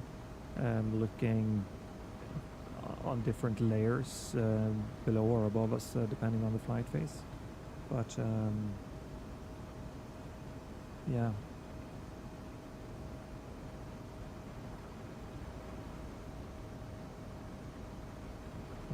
They haven't fixed the problem with engines. They're spooling up and down quite a lot. So that's buttocks, and we're passing 12. That's very nice. That's linked as well. Next, ectox. That's our initial approach. Fix.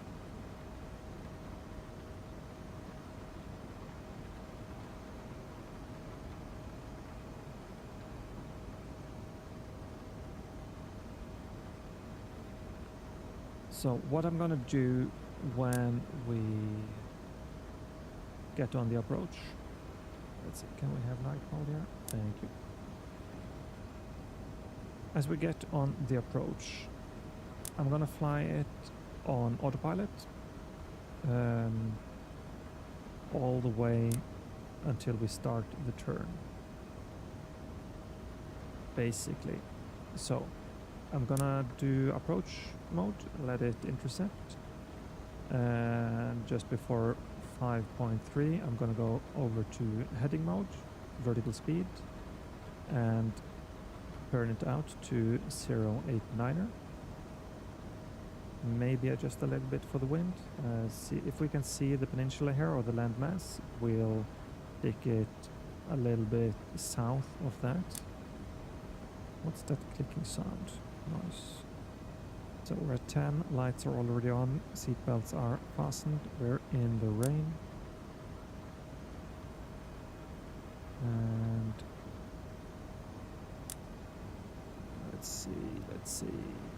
Price protection, everything is in auto. Yes, it should be. This is a weird weather radar. Drawing 3 times. Changing the angle all the time.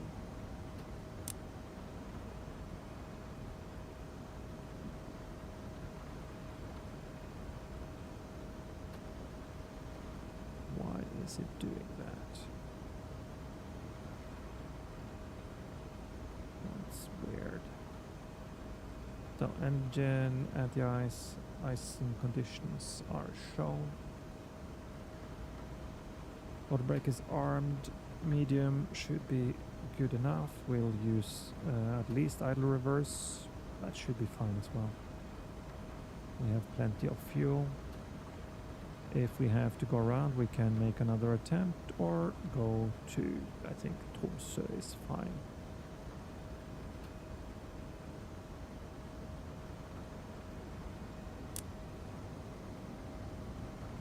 Yeah, this weather radar seems buggy to me.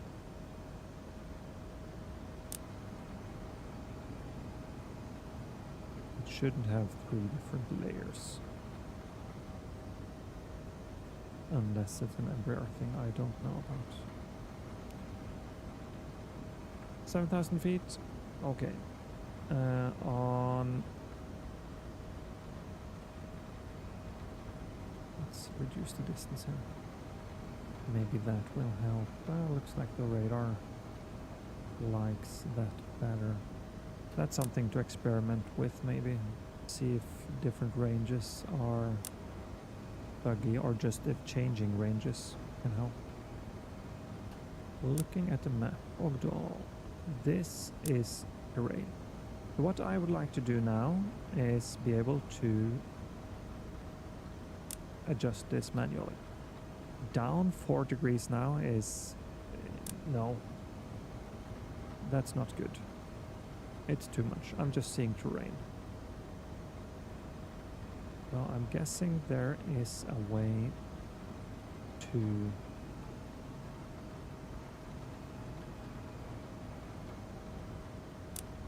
okay, so I can do it myself. Let's see. Let's bring it up a little bit. Heading select, and we're on an intercept for the ILS. That's on the approach mode. Localize glide slope armed, and activate approach speeds. 210. Let's get the speed down. Let me quickly double check something here. Flap speeds 230 to, so we can go all the way to flaps 2. 5,000 is checked.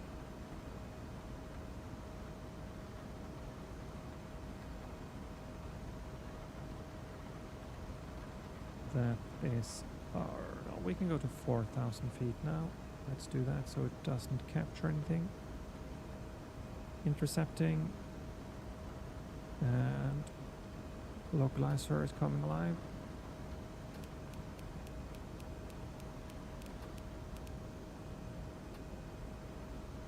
I think it should capture the localizer earlier, and that's another thing.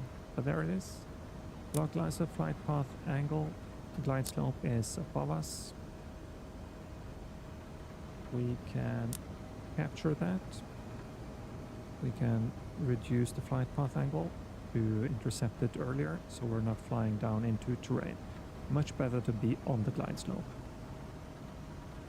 So now we have to look at the distance. At 5.3 we're supposed to break off. We are 13 miles now. Let's not speed up. Let's do flaps 1. Get the speed down a little bit. Makes it easier to... glide slope is captured. Missed approach altitude, 5,000 feet is set. Speed, please come down. Let's help it. Yeah, the glide slope here is 3.7, so it might need a little bit of help. No, let's set altitude to 2,000 feet, because we're gonna have to break off at that. Or actually, let's do 1900. And let's play around with the weather a bit more, bring it up. This is land. This is the peninsula where we're gonna break off and fly by. This is a small hill at the end of the runway. So everything here looks good. It's very cool to see it drawing the terrain as accurately as it does now. So at, let's see, 2,100 feet, I want to start my breakoff. And a heading of 089er. Speed doesn't really want to come down. That's fine, because we're going to level off anyway. It's still icing outside. So what you would... Yeah, that's checked. Radio height 997, passing 2.3 there and 2.5.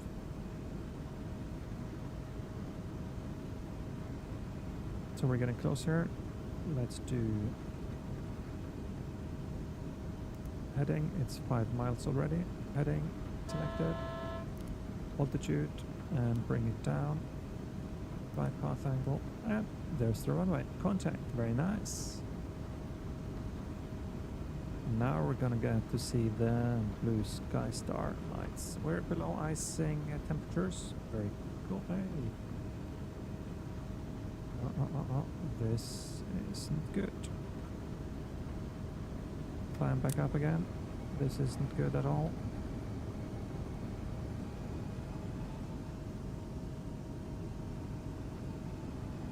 Let's see, will it capture 19?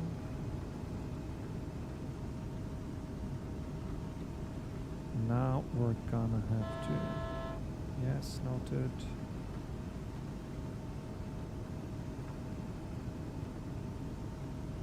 We have a little bit of wind, so I'm gonna turn a little bit more.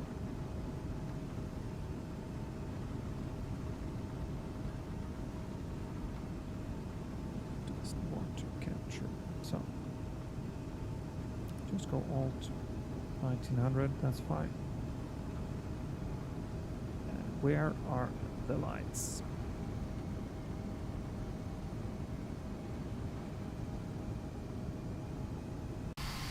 Can we see them at all? No, we can't. The island with the first light is straight ahead of us. So what we're gonna do is go to daytime. As you can see, this is what you're supposed to see. And this is where you're supposed to fly.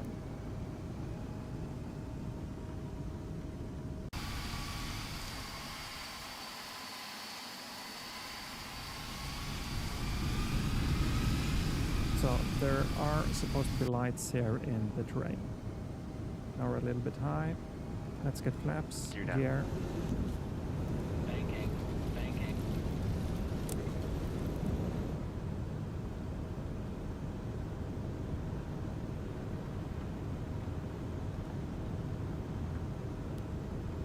We need to get down.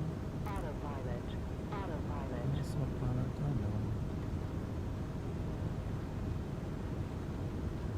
And we are way too high. Yeah. So that's the issue you're gonna have. If you don't see the lights, you can't orient yourself. It's just a straight go around.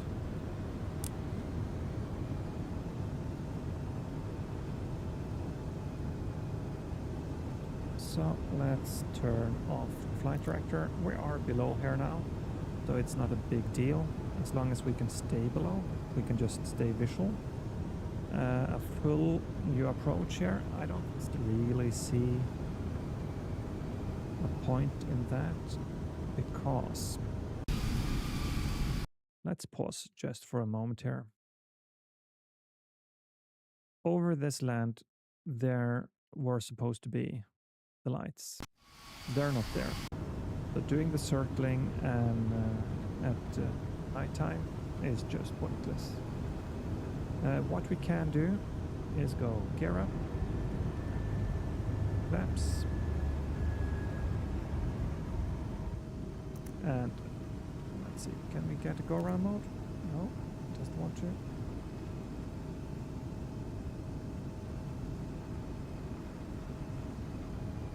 Okay then. Can I get manual speed?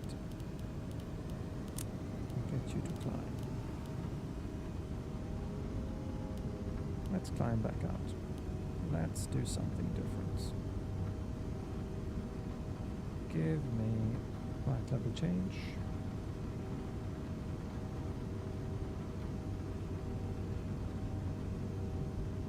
Autopilot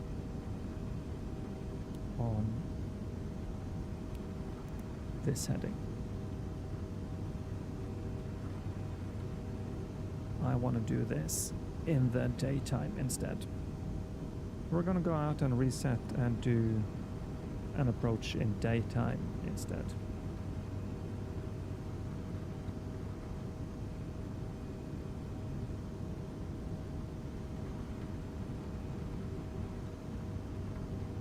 So what I want flight plan. I want arrival, ILS, ECTOX, by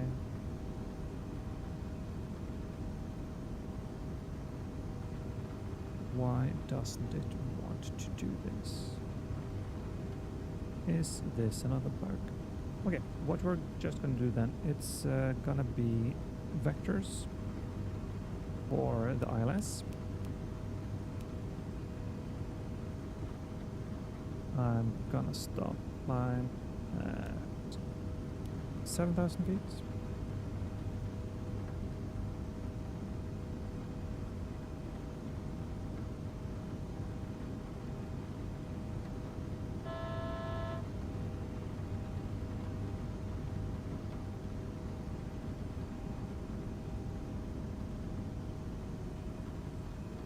Very nice.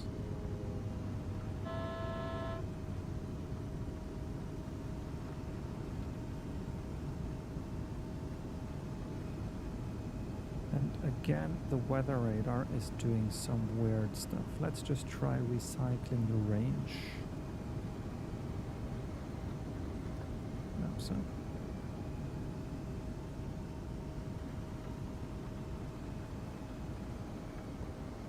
So I'm just gonna vector myself based on the Navigraph charts. And we're gonna do that again, but in daytime. I'm guessing there might be something on the org for Alta to maybe give us the lights. I didn't check, should have done that.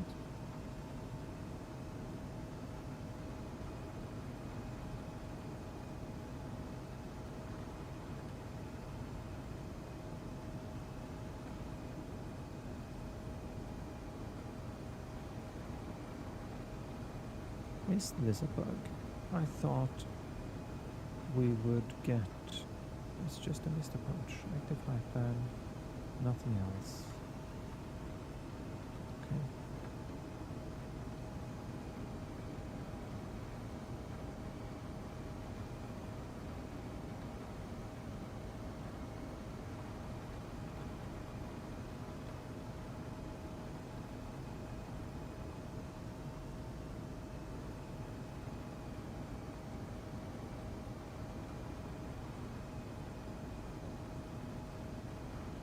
can do that. And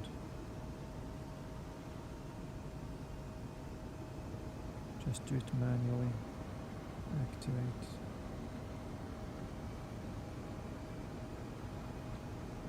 We want to get down to 5,000 feet again.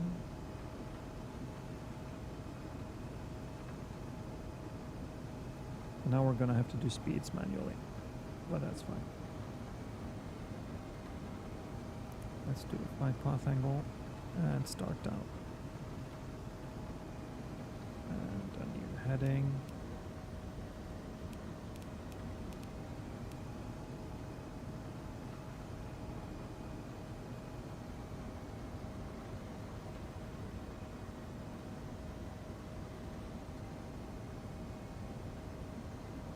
Direct.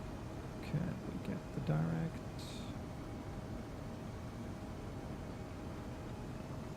Weather radar is strange and everything is just acting strange now. That's fine.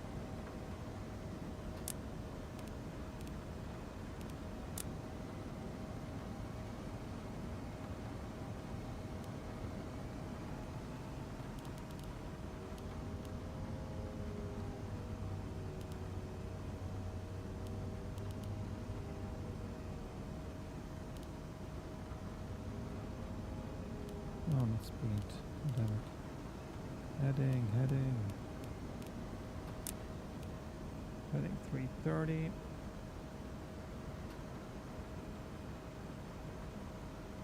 We can go straight towards Ectox.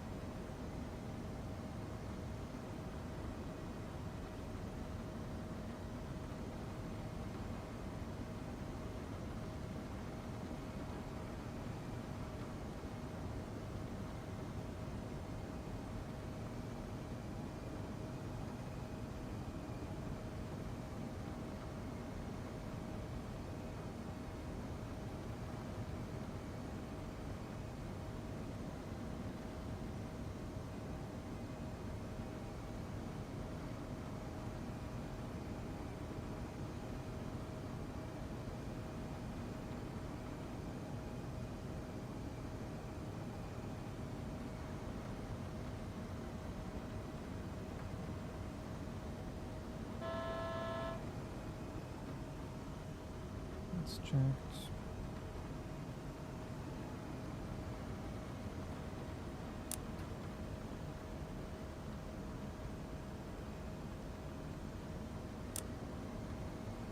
So we're just gonna overfly or fly by Ectox, go to Agdal on the heading, and activate approach again when we're intercepting.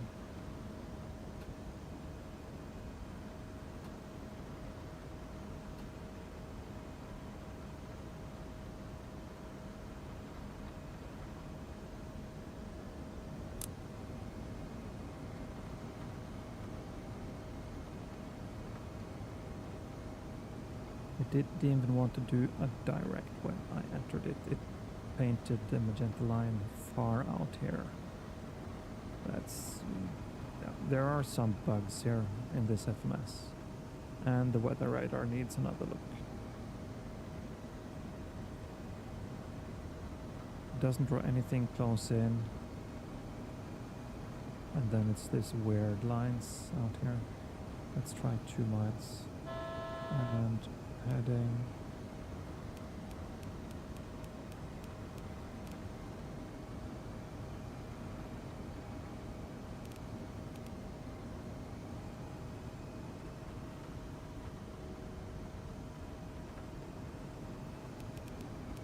Let's do 060. Activate approach. No, okay. Distance, what? We're so close.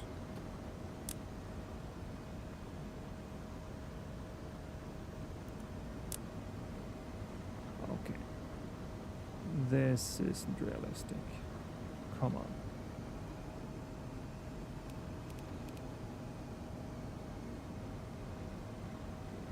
We're on an intercept within initial approach fix, and it's saying we're too far away. That's no way. Is it because of this? No. So it just doesn't want to do it at all. Okay, so we have a buggy FLS then. Let's do 2000 feet, flight path angle going down, inbound turn.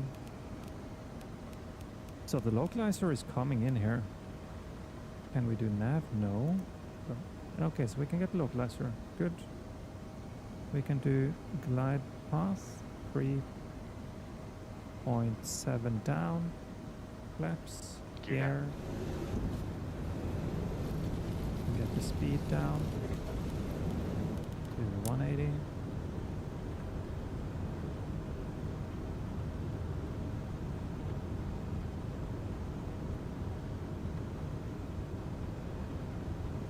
And we're getting below. So 2500. let's check. No, 7. Latest weather 316, gust 27.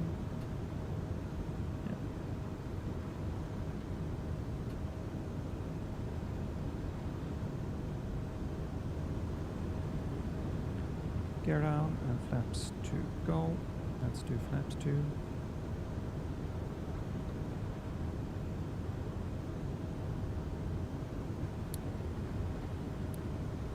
Full lights.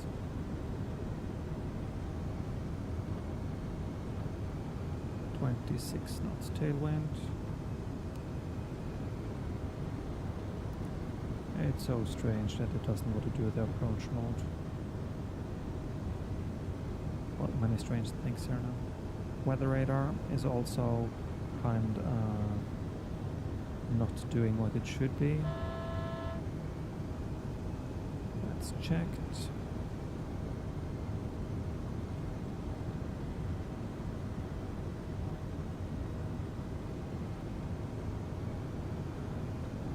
Needs a bit more work. X-crafts.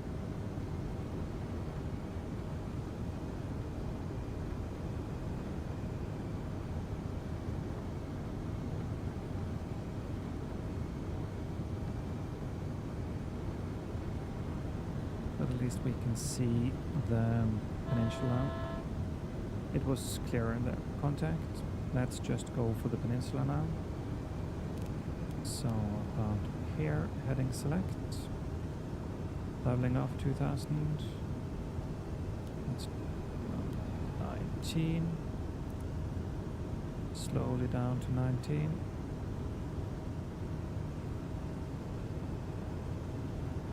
Heading.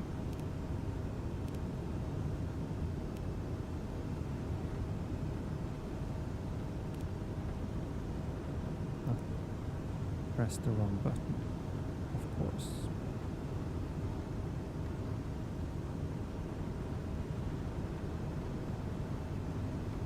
So we're gonna get pretty much cross and tailwind here. Let's just aim for this part of the land.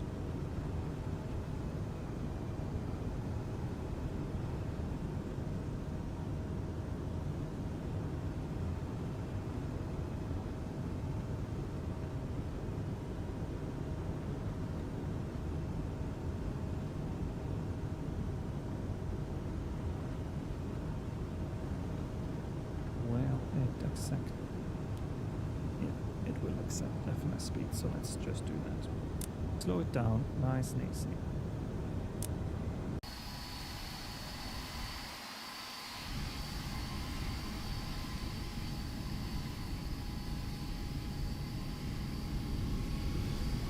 No lights to be seen at all.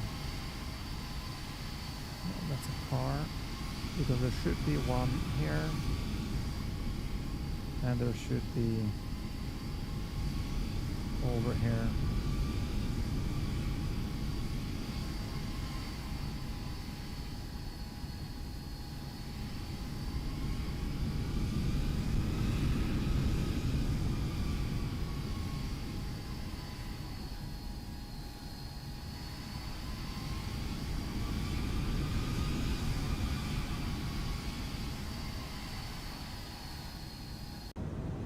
So let's start the turn. Autopilot, disengage. Flaps 3.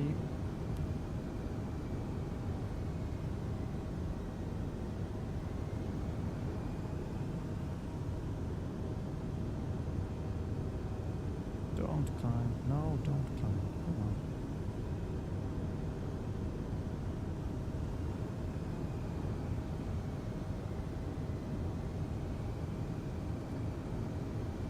Flaps 5. Get the speed down in turn. Makes it easier.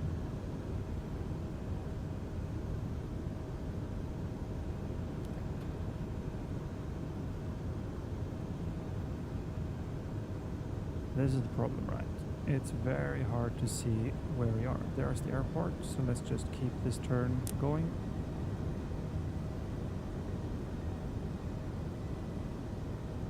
And flaps full. Running checklist, gears down, flaps is set. 1,000. It's checked. Where are you, airport? There you are. We're high. Checked. Correcting.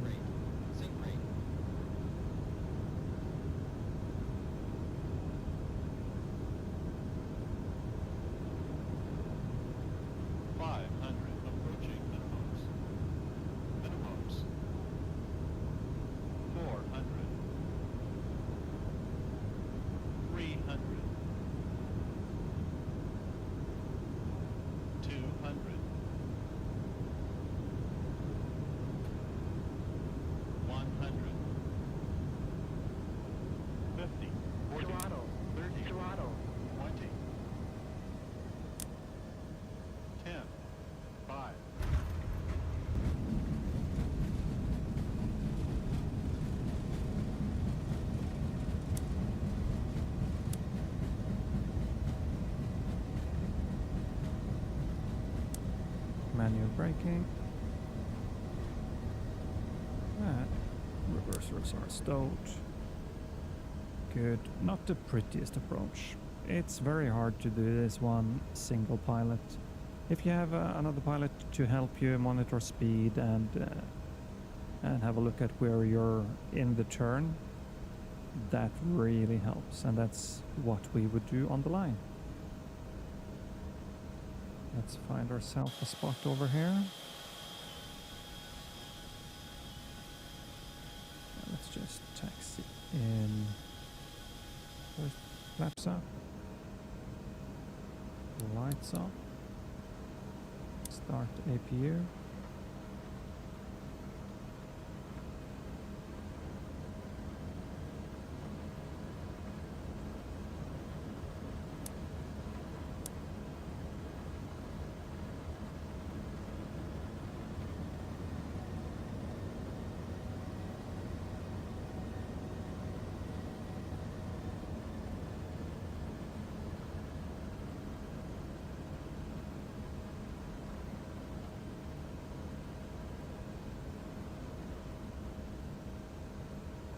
This looks fine. Parking brake is set. Taxi light comes off, strobe off. We have APUs available. Passengers can be released. Good.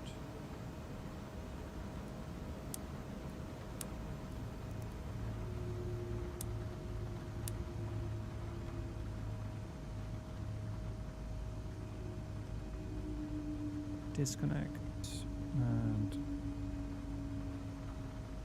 after landing, APU is on, external lights check, transponder, flaps, pitch, trim is set to. Did I set it wrong? Yeah, I did. 4 up. Good. That's it, and beacon goes off, electric hydraulic pump A goes off. We can order ground objects and a GPU, get that on a line, save some fuel,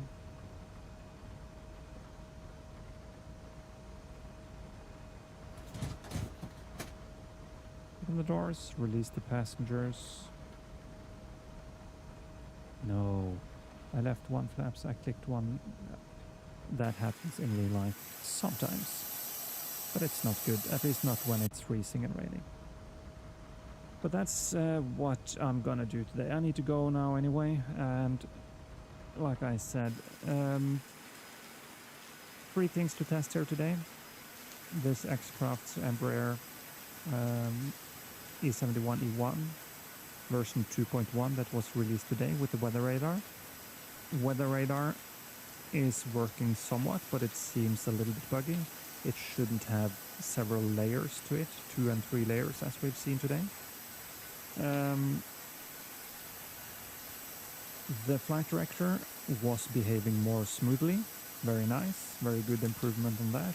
There was no ghosting effect on the textures during the night, so that was good.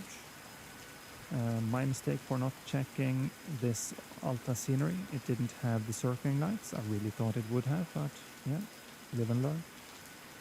So a non-standard missed approach and doing it visually instead. That's just one way to do it. Mango sounds, I think they sound nice. Startup and shutdowns, especially in the air. I don't really notice it. I'm not that big of a sound connoisseur. It's more noticeable on the dash 8s, for example, with the sounds you have in pitch, beta range and stuff like that. The Embraers fly very nicely here in the sim, I think. It's very nice to hand fly. I was a bit high on the approach. But yeah, we only had a caution for sync rate. We didn't have a pull-up, so it's still fully legal. And it's not unexpected on a gusty day. If we had first officer flying with us or pilot monitoring in general, we would get more feedback during that turn, making it a much easier process. Also, it's an unfamiliar aircraft to me compared to the dash. Let's turn the flight directors on. The BSS lights, I think they look phenomenal. It's a shame you can't run it with ortho, but hey, flying at night with the lights, dusk and dawn, you don't really notice it anyway. So that's it is what it is. Hopefully one day we can have both ortho and better quality lights. But no matter what time of day you fly, the BSS NEO will also improve the hazing, the atmospheric rendering of the sim. So in my opinion, it's well worth the money. But in all things I explained, it is a little bit... There's a lot of manuals. It's not too hard to do, but it's just you have to read and understand what you're doing with the plugins, layers of scenery, all that stuff. But once it's set up, it's very easy to manage. So hopefully we get a 2.1.1 version of this Embraer. And not... Oh, we're supposed to park there. No matter. Not too long of time fixing that weather radar. Otherwise, I thought it handled very well today. Very happy with the flight director changes. It was very pitchy, at least during takeoff and other phases of flight. There is still the issue of, I think it's intercepting at least localizers a little bit late.